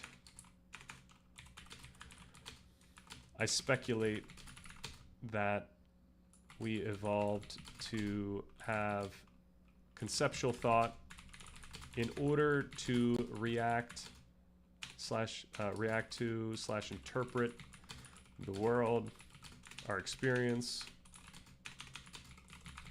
with more granularity. If I inhibit these systems, then I lose that sophistication. Okay. They say it becomes permanent. That is their goal. Right. Yeah, I guess I'm trying to consider what might be the outcome of that. All right, it's 3 minutes. We could rip this before we continue. So Dzogchen is a very special, unique practice in Tibetan Buddhism, and what we call is main focus on the view. So through view, you come to the meditation.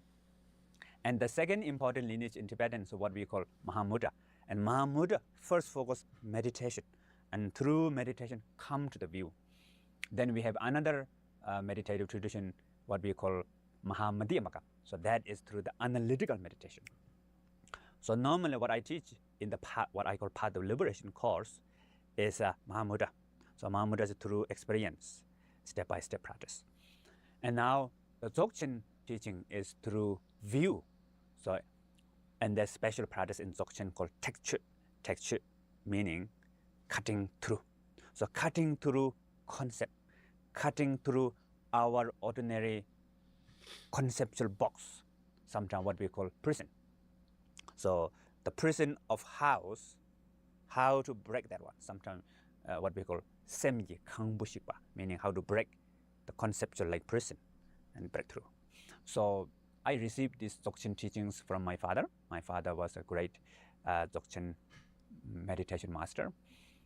And one time I still remember that really helps me is normally I really want to pretend to meditate in front of my father, like good boy, good meditator, So one day during lunchtime, me and my father, we are having lunch, and then my father stay on the mountain. There's a big window. From the window we can see the entire valley and sky.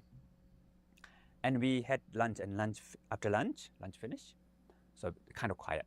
So then I sit meditation posture in front of my father, pretend like I'm meditating. And my father said, "Are you meditating?" I said, "Yes."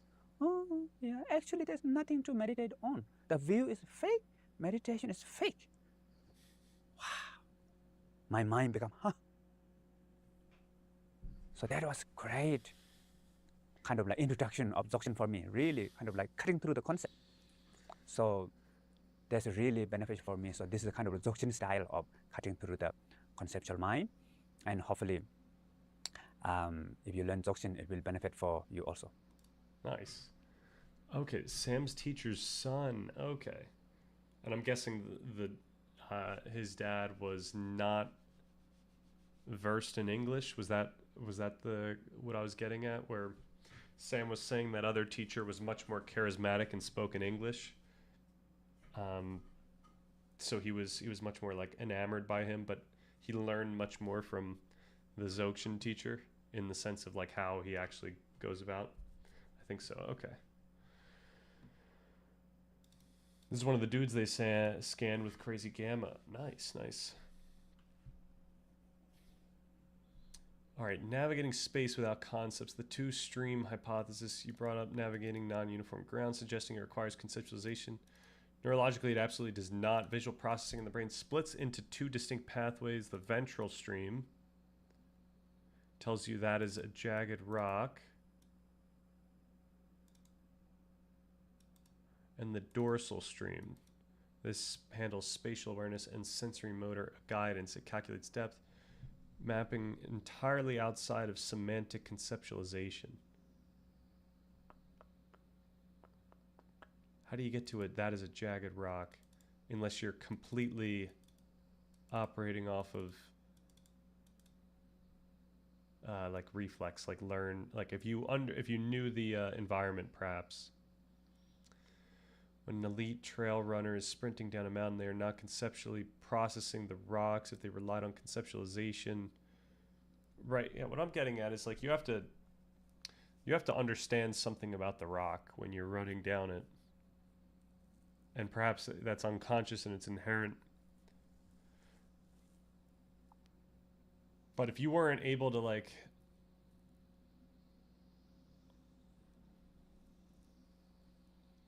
if you weren't able to perceive that rock as a thing, as a separate thing, then you wouldn't be able to like run down it.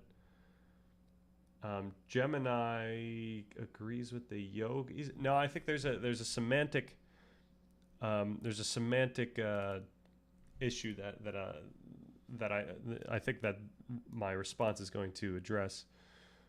But it's pointing out it's there's going to be a semantic issue of what does like conceptual content mean, and I'm curious what it means for the Buddhism in general as well. So this is actually going to be kind of important for going forward here, especially in my practice. This is going to be important for my practice, if nothing else. Dear Chairman, where does this fit into the coming Richsonite revolution, which will upend the current political and economic system of the world? I don't know. I think that's more contingent on the success of this channel, which, you know, I'm kind of not really in a huge rush about, but oh, that's said a channel update. We've got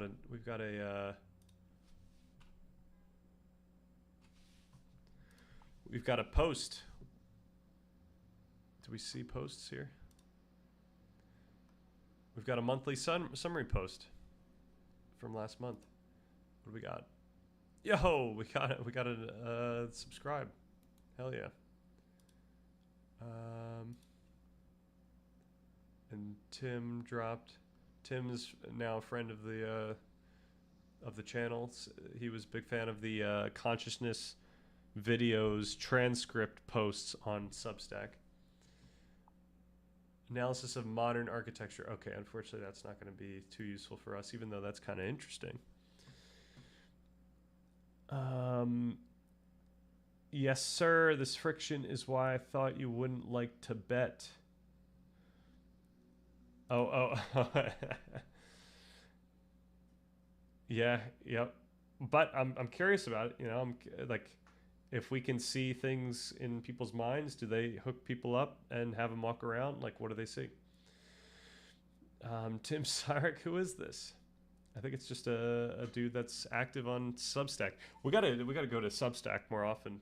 I think maybe on Fridays for just like reading through random content, because I've been saving just random things over these months that I want to read on stream at some point. Okay, they're highly conscious, but the state is fundamentally non-conceptual. This is so like if meditators are just getting to a state where they're not dealing with any language, then like who cares? Like, you know, I mean, not in the sense of, obviously they arrive at these states that feel great and all that, but I don't see that as like getting rid of, I don't see that as emptiness.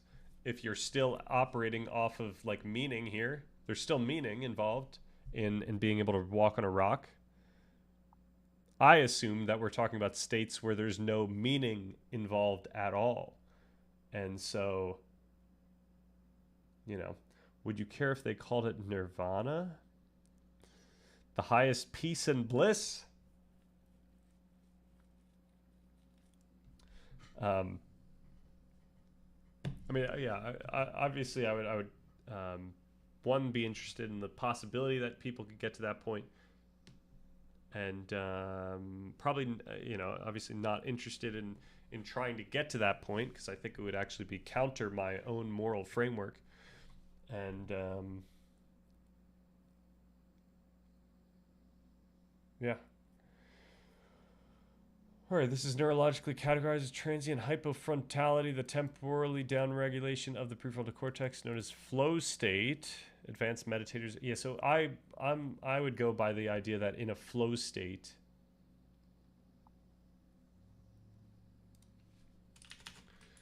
I'm operating on the assumption that even in flow state,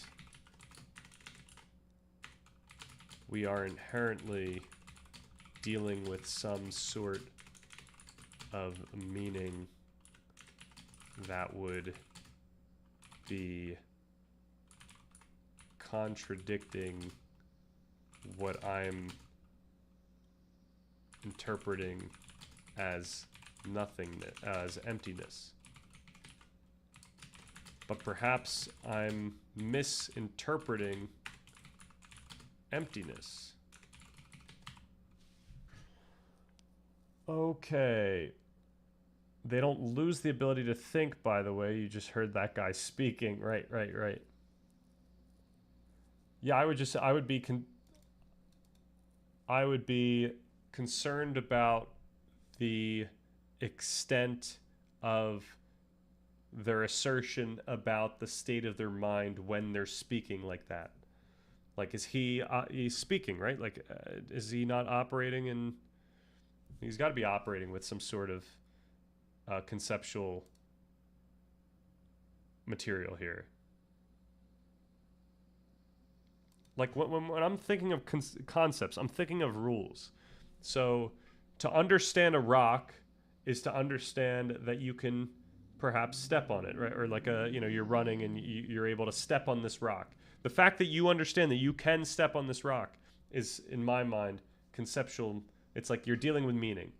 If that rock was replaced with, I don't know, a bomb or something like that, it's a mine. You know, it's a literal landmine. It's a claymore in Call of Duty, right? You would understand that you wouldn't want to step on it. So like, there's meaning involved. There's some conceptual awareness. So when he's using words, he has to be following rules of language. Like, regardless of the implicit nature, the unconscious aspect that might be involved, I would say they are engaging in concepts, and that then they go back to a non-conceptual experience when they will to, right? When they wish to. But they also have this conceptual understanding of their ability to go back to that space. And that's what I would agree with. They have the ability to go to that space on the drop of a dime if they wanted to. But I don't think he would be able to do that while also speaking. I think that would be impossible. If he had to write an email, plan an event, he engaged with concepts and then goes back to a non-conceptual experience. Right. But then also, like, once you're not, you just wrote your email, now you have to walk over, go down an elevator, and then get in your car. I don't think you can drive with, I think it might be dangerous to try to drive and be in that state. I think you have to be very much aware of a lot of things, a lot of really complex things that I don't think your brain's able to do in that type of state. That's my guess. This is my speculation. All right, neurological reality of post-awakening claims. So are these traditions telling the truth when they say a practitioner can live permanently without conceptual thought? Mostly false in absolute terms, but functionally true. Even an advanced Zen master must boot up conceptual thought to calculate a tip at a restaurant, parse a complex social interaction, or read a map. The brain's global workspace must integrate semantic memory for these tasks. However, the neuroscientific studies on Olympic-level meditators, as shown in Altered Traits, reveal a massive permanent structural shift in how their brains utilize concepts. All right, this is what I would expect.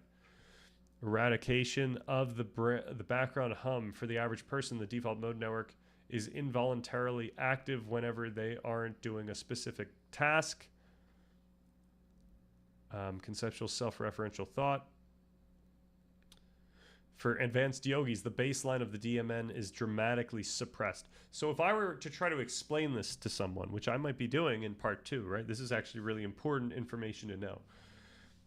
If I were to explain this, I would have to, by necessity, by the rules, I would have to explain it in such nuance that I'd explain that even their own conceptual thinking is different in a perhaps fundamentally beneficial way.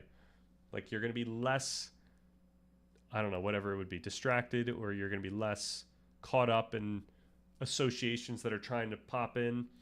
Like that would be useful to know, but I'd have to say it with that level of specificity. And then I would also have to say, and at any point they could meditate and just go to a chill spot.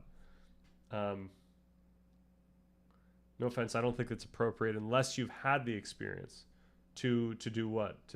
Well, so first of all, once again, it wouldn't be appropriate for me to talk on that without the necessary science behind it. Like for all the part 2 stuff, until maybe the epilogue, I'm not even allowed to say my speculation until we actually see that it's tested in a lab or in some clinical environment. That's just the rigor that we've already set up for ourselves. Like given what we discussed in the epilogue of part 1, we need that evidence in order to start talking about this is something that you can do, right? This is something that anyone can do. Well, we need the evidence, because then we end up in the issue where you can just say, you don't know unless you've done the experience, and that's just problematic for the type of thing we're trying to write. To explain it in any depth, right? So I'm going to have to rely on a scientist's explanation, perhaps in conjunction with the reported explanation, the reported feeling that it feels this way. But even then, we would want more sophisticated. We would want more a larger sample size, which is unfortunately difficult to get, which is why this whole thing is very difficult. That's where the neurophenomenology really came into play. But even then, we're dealing with not many people. And there have been like articles about that in the last 5 years. I remember reading maybe a couple of those. I'm not sure.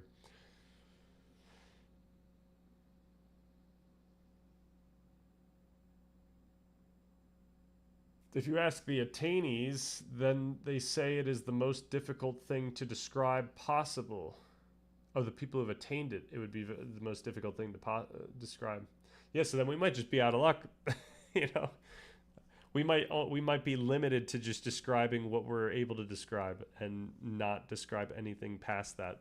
I think that's where we would have to be, because otherwise we would be out of line, either in the case of the rules of science or in the case of the rules of Buddhism, and these other interpretations.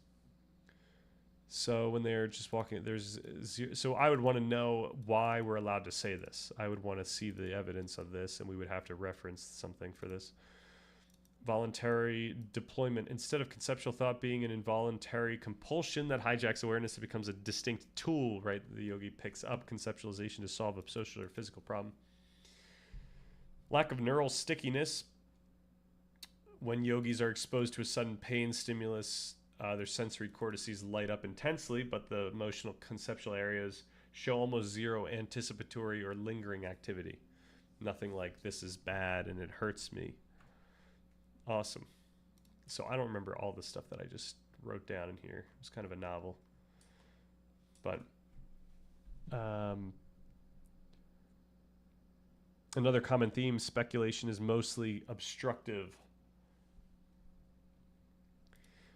Right. Yeah, the issue I just have is that we're starting with these, you know, obviously there's a bunch of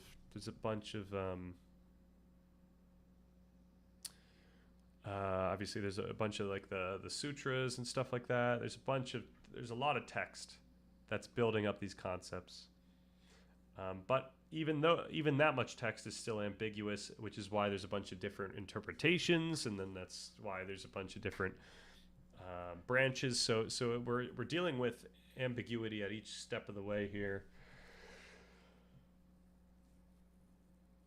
So we just have to be mindful about that. Like, it's fine to deal with actual concepts and conceptualizations, but I just want to always be careful about what we're trying to say. All right.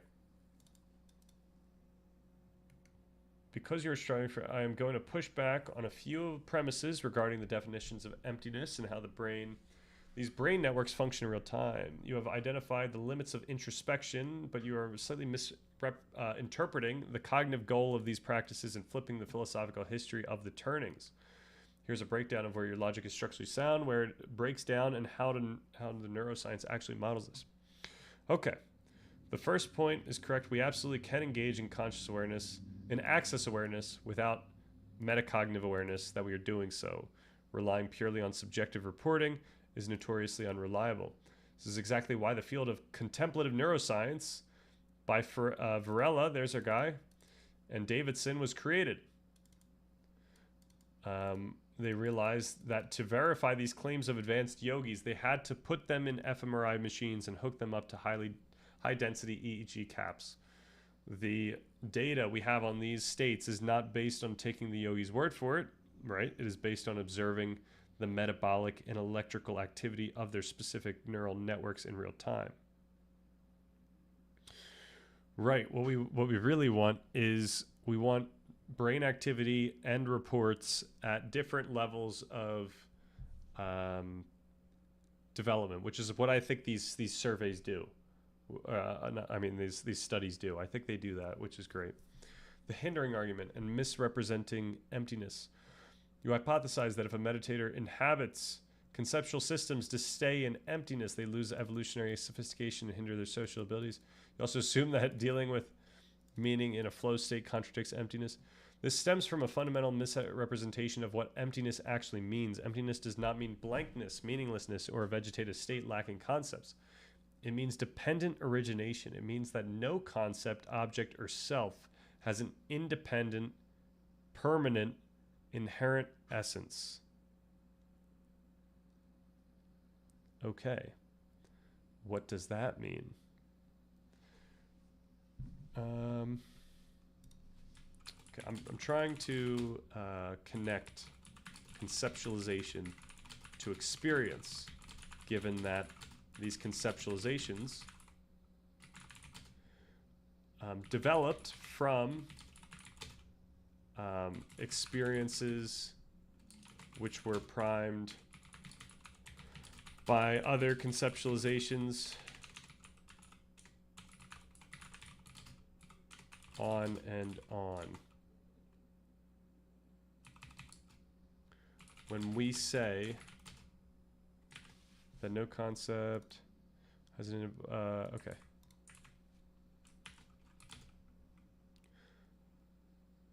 Are we referring to some ontological conceptualization about ontological truth?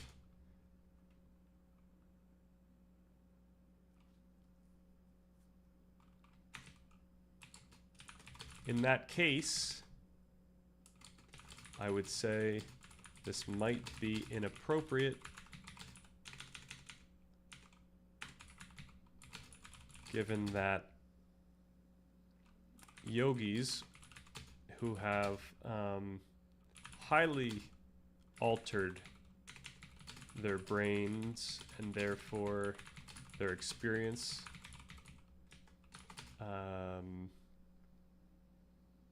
Significantly influence these teachings. For a lay person like me, unpracticed,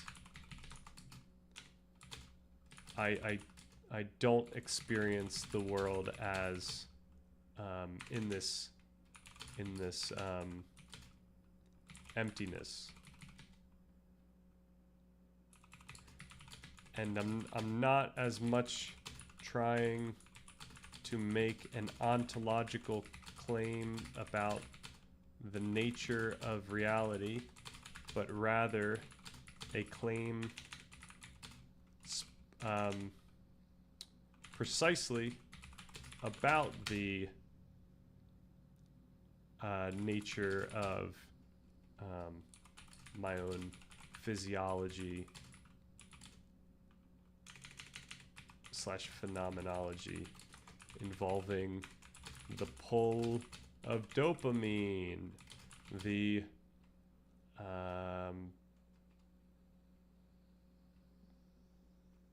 noise of the DMN, etc. To interpret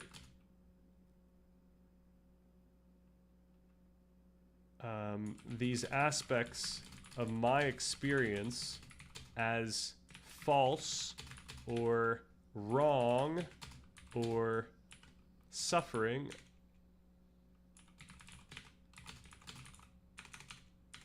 requires some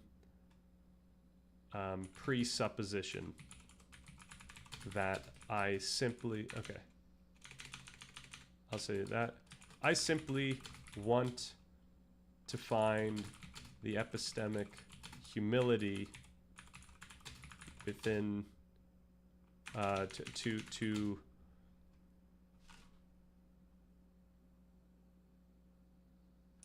what am I trying to say here?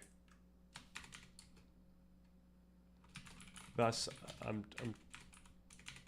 leveraging this discussion about epistemic humility to make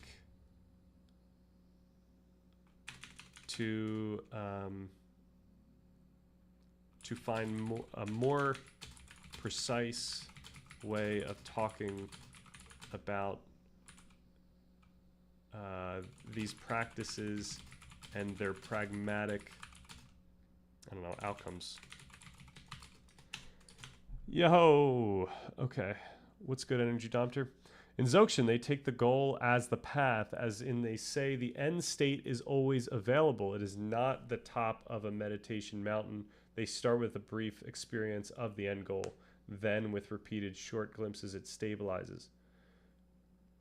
Right, and even though that's the teachings of Dzogchen, which is what Sam does, the day one person is not going to experience the significance of that that moment. And you know, you might say, well, of course they're not going to experience it. They're not trained. But the point being is that they just haven't they haven't altered their mind to the point where when they do try to experience that moment, they experience it as significant. So then what does that say about, like, why is one of those experiences more true than the other?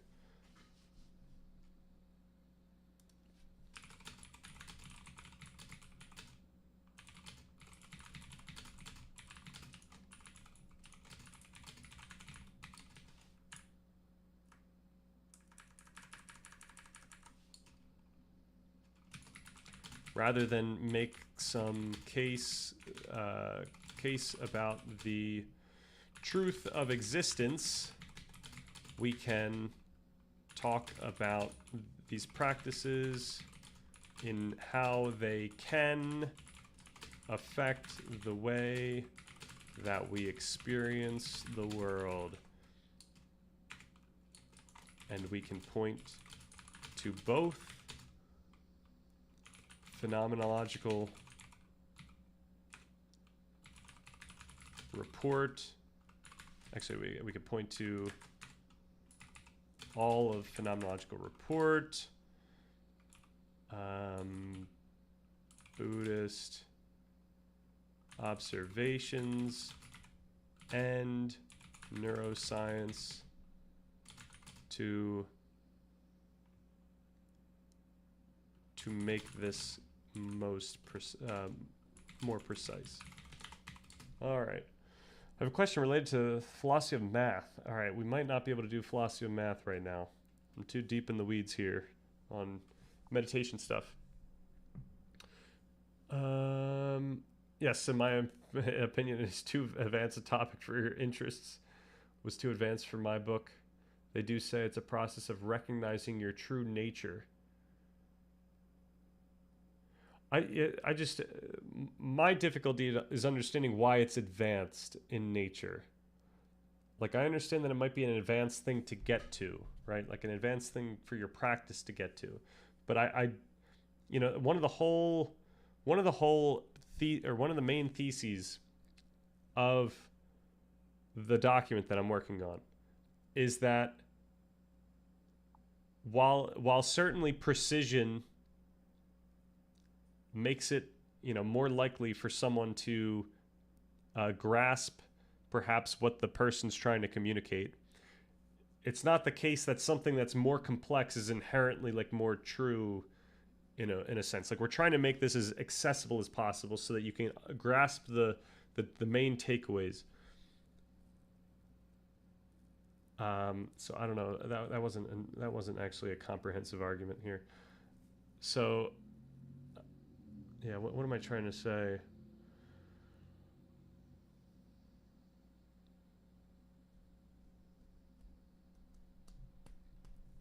Yeah, my concern is this idea of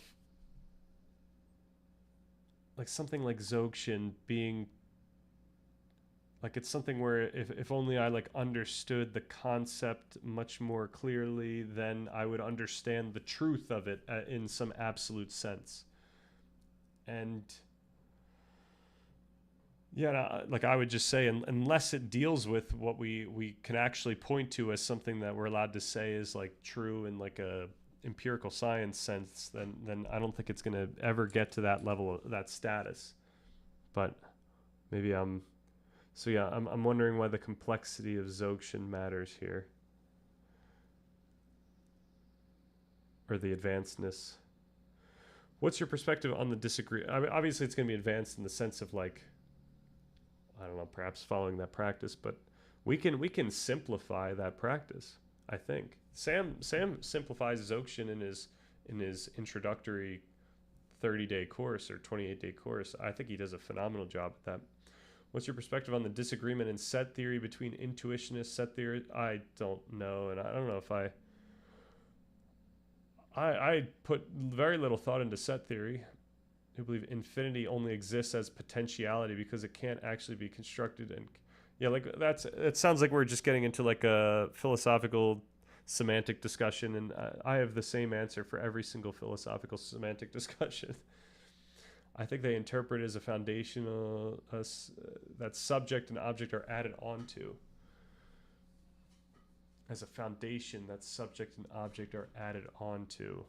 Right, but what you just said is like inherently like conceptualizing stuff that isn't necessarily representative in the brain. Now, perhaps we could make that case in the brain, like we can say that the parts of the part of the brain that like creates self, and the part of the brain. The problem is, it's like there's so many different parts of the brain that are actually constructing what we believe to be self and object, and self in the lowercase self, not capital S self. Just learn. It's a big topic, not quite. Experience is more important. They're using concepts that they recognize as flawed to explain an experience. One sense, is it advanced?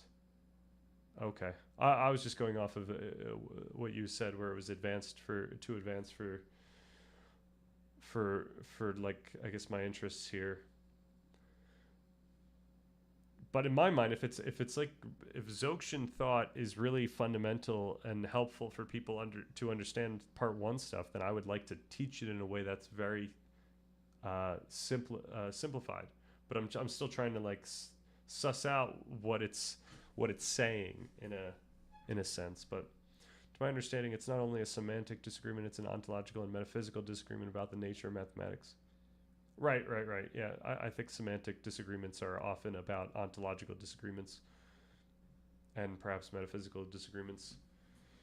It's semantic in form, but in actuality, it would be a philosophical discussion about what certain things mean, like what is in an ontological sense. All right, I think they experience it. So yeah, I think they experience it and go, oh, this is subtractive. The sense of subject is gone, but experience continues. So there is a more bare aspect of experience is always there. The thinking is something like that. Yeah, I think that would be like totally like I can sympathize with that or empathize, whichever one works there. I could see how someone would get to that. Like that sounds rational. It sounds logical if you arrive there. I think we would just want to make sense of that experience through what we see in the brain and just point out that, hey, what you arrive at is not, once again, it's not more fundamental or more bare. You've done something to change your experience. There must be a presupposition that if you do this practice, you get to more bare aspects of experience. That's not inherent in any, like that's coming from the philosophy. It's not something that is within, a discussion of consciousness itself. There's nothing that actually says that like human consciousness is like better than dog consciousness. We can say that it's more complex because we can look at activity, we can look at the structure, we can look at the behavior that it causes, but we can't say anything about like which one's more fundamental. Who's got a more fundamental consciousness? Me or Jimmy Fallon? Who's got, they say all beings have Buddha nature.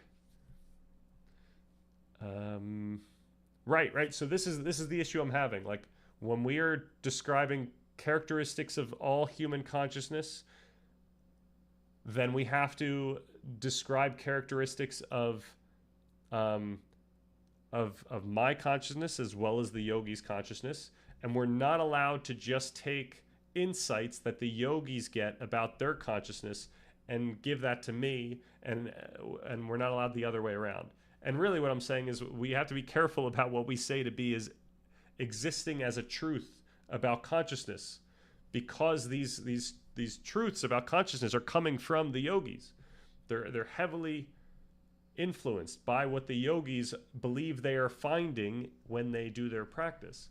They believe they're finding something more fundamental. Just like when we take a psychedelic, we believe that we're finding a more transcendent or fundamental state of mind. It's not appropriate to say that a psychedelic mind is more fundamental or transcendent than a non-psychedelic mind.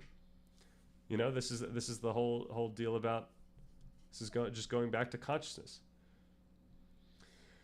As in, an ant dog has the possibility to experience subject-object dissolution. Oh, all beings have Buddha nature. Well, yeah, that I would have even more. I would have perhaps even more qualms with, but we would have to get Damasio in that case, because Damasio characterizes the types, like levels of consciousness that he's deriving from specific types of activity in the brain, like dynamics in the brain, and he would point to a dog having very similar dynamics to a human, such that yes, perhaps we could get to a point where we're talking about subject-object dissolution, provided what we mean by like subject objects and concepts, like how much of our neocortex is necessary for that. And that's like, this is the direction we'd have to go if we want to have a serious discussion about whether or not there is subject-object dissolution possible within other beings. But the other issue is that perhaps it's impossible for any other being to have subject-object dissolution, not in the sense that they couldn't, in theory, arrive at a brain that is structured in such a way where you have that dissolution, but because it's actually necessary for you to be primed to do a practice, and then you have to actually do it. Like, you have to willfully do it. And a dog is not going to ever get to the point where it just wants to meditate. Maybe dogs do that. I'm not sure. Maybe there are some solitary dogs that get into that state. But this goes back to the issue between someone who's not trained, who goes into solitary confinement, versus someone that is trained to go into solitary confinement. It might be impossible for the dog to... I mean, yeah, actually, how would you have to set this up? You'd have to set this up where the dog has a bunch of alone time where it can't do anything except for maybe, hopefully, meditate. Like, we're trying to get it to just do a meditation. And then it needs to get back into the group. It needs to chill with someone. We have to figure out the optimal timing here. Energy Domter, I don't think I'm going to go into set theory. I don't think it really... I think this is an instance where I'm just not interested in it, as well as I don't think it's going to be relevant for the document. And also, this is meditation month, except for Wednesdays. I think Wednesdays and Fridays, I guess we could go on other material, but I think we're going to try to keep topics to meditation.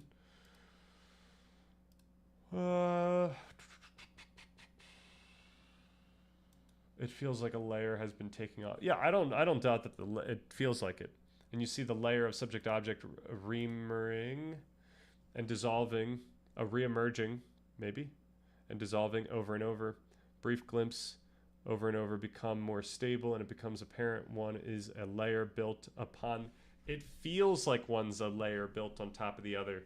And perhaps even then, it's not...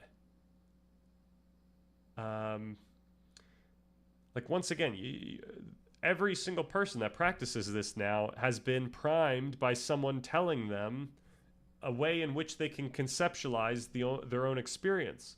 So when you get to a point where it feels like you're taking off a layer and you're seeing the layer underneath, like, you have been primed and corrupted. Your own interpretation has been corrupted by teachings, and that's just something we have to acknowledge. Like, your understanding of what has just happened has been affected by culture in some aspect. You've learned it, and it's affected the way that you see the world now, even in meditation. All right, what's going on here? Oh, yeah, you know what? I'm getting too fired up. We need to chill out and be like this dog.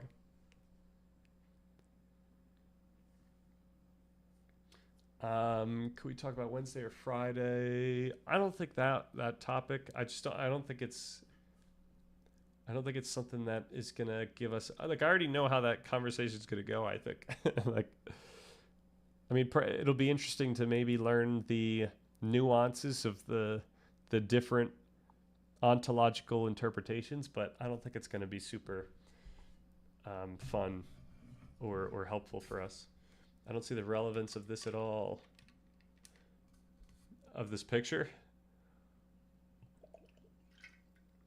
Notice that I'm entirely rational and not affected by culture at all.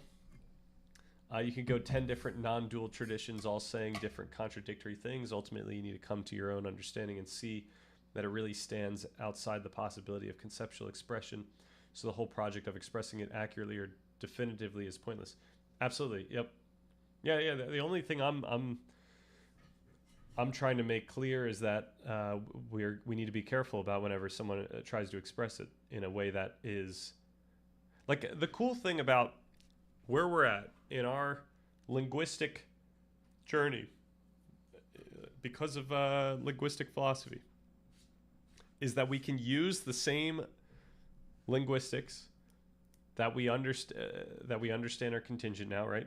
So we understand that already whenever I'm trying to explain anything, I'm missing the mark. but I can try to use those same linguistics to explain the fact of how these linguistics are missing the mark. And once you get that loop, you win. Like, that's it. That's the end of philosophy. That's the it's not the end of philosophy, but that's the most important thing you can do. You can make that loop happen. Once you make that loop, once you actually say that this is what we're doing, then you're chilling. And the issue I'm having is that once you don't want, if you don't do that, if you don't acknowledge that loop, then you can start believing that aspects about your consciousness are inherent for other people's consciousness. And that is fundamentally inappropriate unless we're dealing with science. Because science like bakes that in. And when I say it bakes it in, it has all these mechanisms for making sure, and it doesn't make sure, right? Like, we know that there's still so much error involved in science when trying to extrapolate truths about all consciousness or all people. So like, we have to be really careful. So I'm very skeptical about taking some of these teachings at face value about as describing like a fundamental truth. One, because they're already contingent linguistic discussions, but I'm not even just saying like, hey, they're just missing the mark in the sense of there is something true to be said here and they're just missing it with their linguistics. That's not even what I'm saying. Like, I'm trying to point out that the thing that's actually the most true is the experience itself, and these experiences differ in significant ways between someone that's trained and not trained. And the person that's already trained, what they're experiencing is true. It would be inappropriate for them to say that that is true for all beings. Especially depending on, I should say, depending on how they do it, like how they explain it. We should have had this up the entire time, honestly. All right, we're missing some of this dog now. There we go. There we go. I shouldn't even be on screen. It should just be this dog. Okay. It's not simply as picking up a dogma and projecting it onto experience. There is not one expression of it. Right. So I think there's two things that we're dealing with. One is, I certainly agree that I can't explain my own experience in words.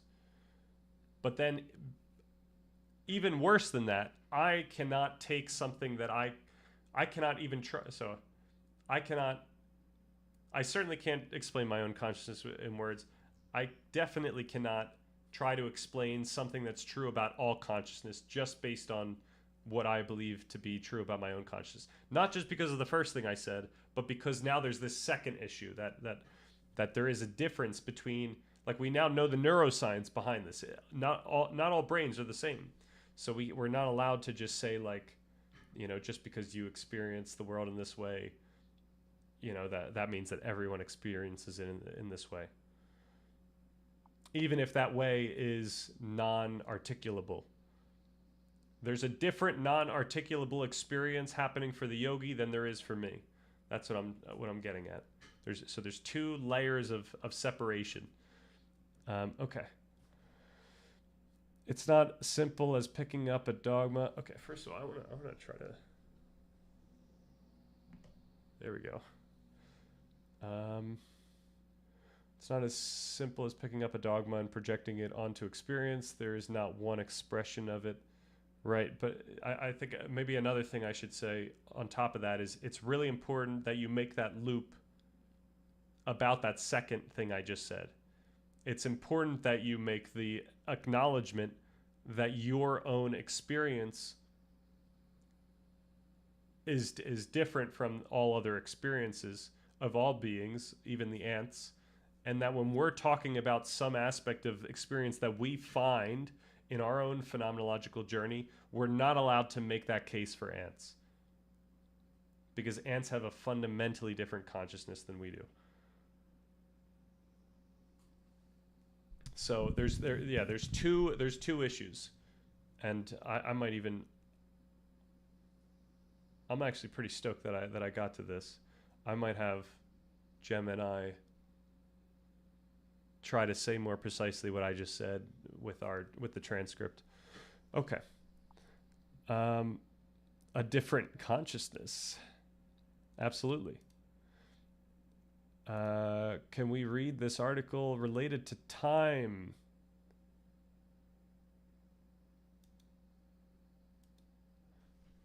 Maybe Friday. But once again, energy time. I'm really not too interested in time, physics, and math, especially right now. I mean, to be fair, we are going to go into like something akin, maybe set theory. I'm not sure if we have to go into set theory. We have to go into logic. I don't know if we have to go into like union and and what was the other one? Union and intersection. Like, I don't know if we have to go into that for logic theory. Okay. What are the commonalities of human consciousness? The commonality, yeah, if we were, okay, so this is a good question. If we were going to have a discussion about the commonalities of human consciousness, then we would need to consider which, so first of all, we would have to speak at a level of abstraction that would be able to capture both me and the yogi, but also me and also some woman in her 60s who was born in, India or, some part of the other side of the world. Like, we have to capture every single person's experience. Now, the issue is once we start coming up with people that have like, significant disparities from the mean. So they might have something, obviously we have these different personality traits or temperament traits, and that affects our consciousness. So we have to be real careful and abstract with our how we describe consciousness. But we would have to look at mechanisms that are true of all humans, which would be something like the like the dopamine systems. Like we would want to talk about that. We would talk about these shared molecules. So the endocannabinoids or the opioid system and stuff like that. We would want to characterize the similarities in our body. So like the idea of the parasympathetic system being calming. That's something that we can say is true for all human beings. The sympathetic being, I don't know, exciting or something like that. That's something, even though I'm like, even those words that I just did is failing to capture some experience, the experience of calming or exciting, at least we're dealing with a concept that we know exists for all human beings. And it's not an ontological statement. That's once we get into ontology, now we're getting into really dangerous territory because people experience things in different ontological ways. All right. What is consciousness? What if consciousness has a property like being aware and empty?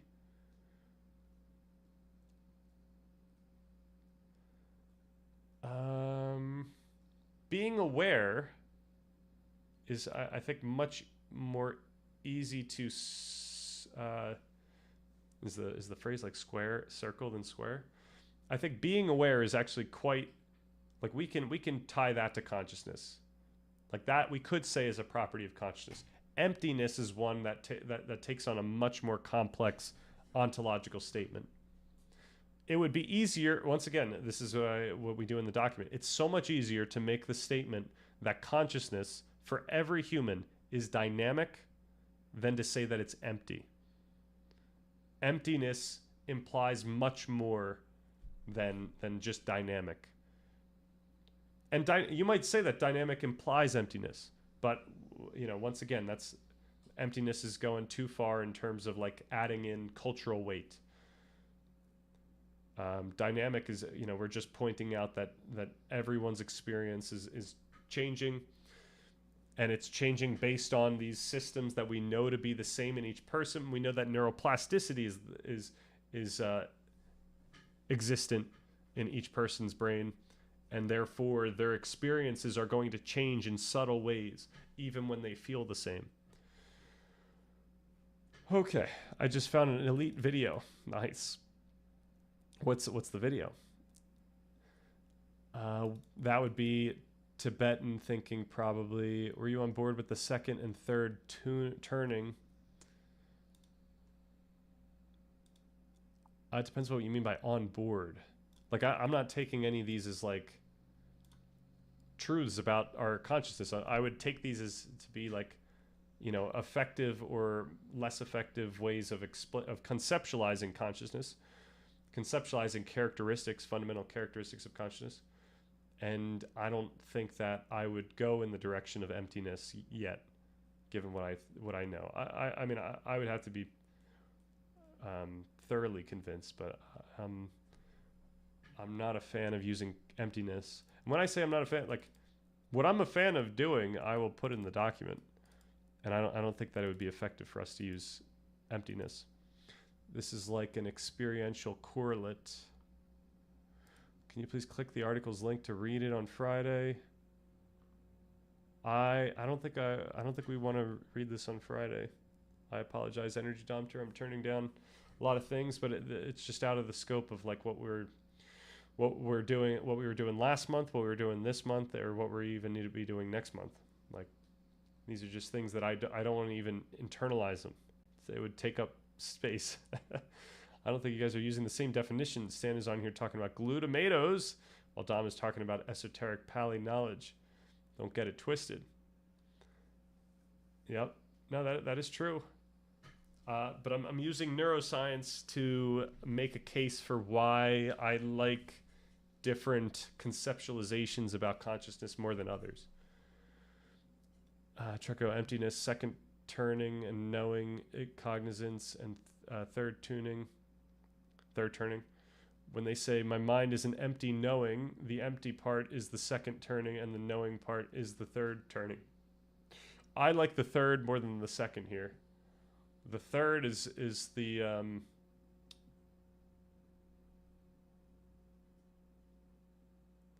the third is much more easy to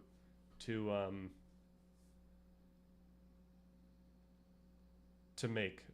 Like the fact that an aspect of consciousness is knowing, which is actually, so this is once again, this is where let's go. All right, man. I wanna write as an aside. Can you contrast the idea of what is it called? Was it called Buddha knowing or something like that? What was the of knowing, third turning, and Heidegger's existential of understanding.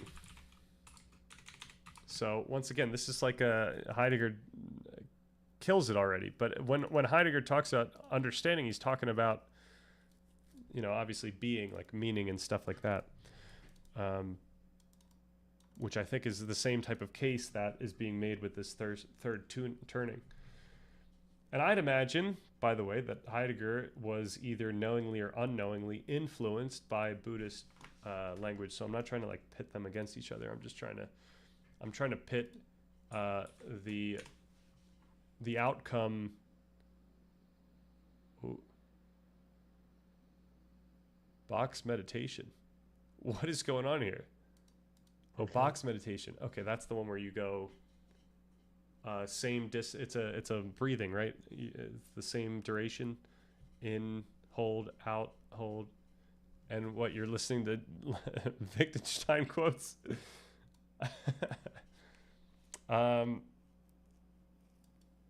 Yeah, I'm trying to, as with anything, I'm trying to connect concepts to my current understanding, because that just helps me understand.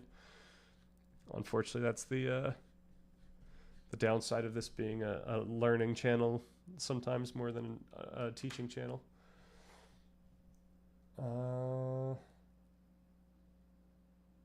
Third is built upon the second, unfortunately. Third sounds similar to Advaitins if you like them. I actually think that Tibetans relate the experience to emptiness, and Advaitins to an ultimate reality. I don't know any Heidegger. This channel has 65k subscribers. I don't know how. That's funny. The Germans had a few people interested in the East, and later were interested in the East in different ways. So maybe Heidegger was kind of, yeah, maybe. I don't know. Okay, what do we even read through any of this? I might press. I'm gonna submit, and then I think we have to end though. We're like way over. And then I'll start with reading this stuff tomorrow before we get into personality and where we are currently at.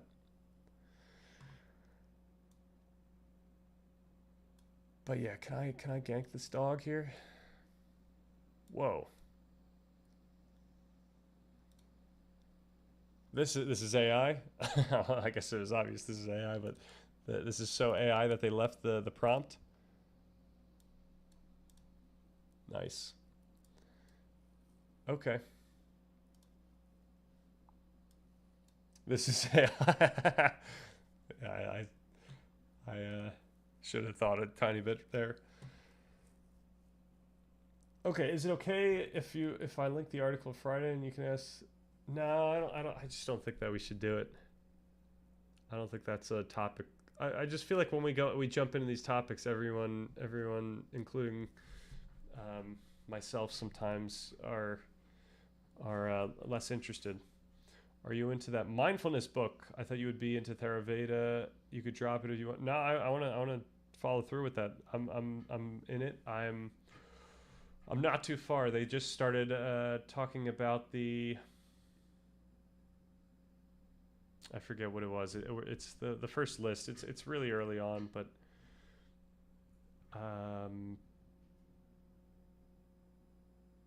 maybe the 4. I don't know. I forget. But yeah, I'm gonna keep up with that one. Foundations of mindfulness. It could have been the foundations. It might, yeah. I think it's the first section. It might even be before the first section. It's like literally 5% in the way. Ardent, yeah, yep, that's it. Yep, started. I definitely got through Ardent, and I might be on Clear Knowing at that point. I think that's where I'm starting. I'm starting on Clear Knowing.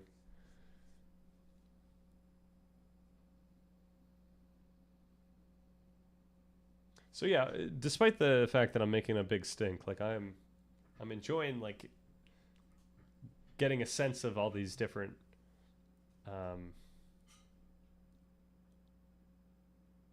these different conceptualizations and what they're pointing out. We are in the weeds. Yep, and I'm sure we will continue to be in the weeds with some of these topics that I've set up for the rest of the days. Also, we have to get back to this guy too. This we can call out. And what was this guy doing?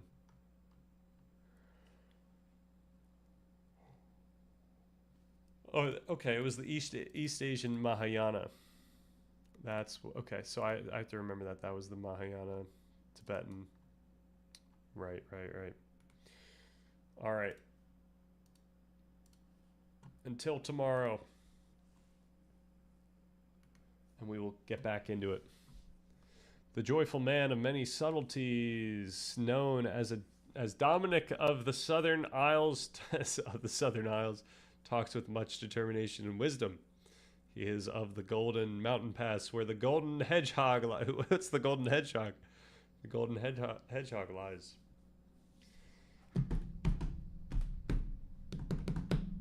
Okay, I'm pretty stoked about thinking through all that stuff. I know it's probably it could be annoying maybe on the other end. Unfortunately, I think this is something that I just have to do in order to get to the other side, where I have a clear understanding of how I can best think about, organize, and talk about these feelings and my understanding in general. All right. Thank you for humoring me. And Dom, thank you for all the feedback and guiding me through these concepts. I do appreciate it.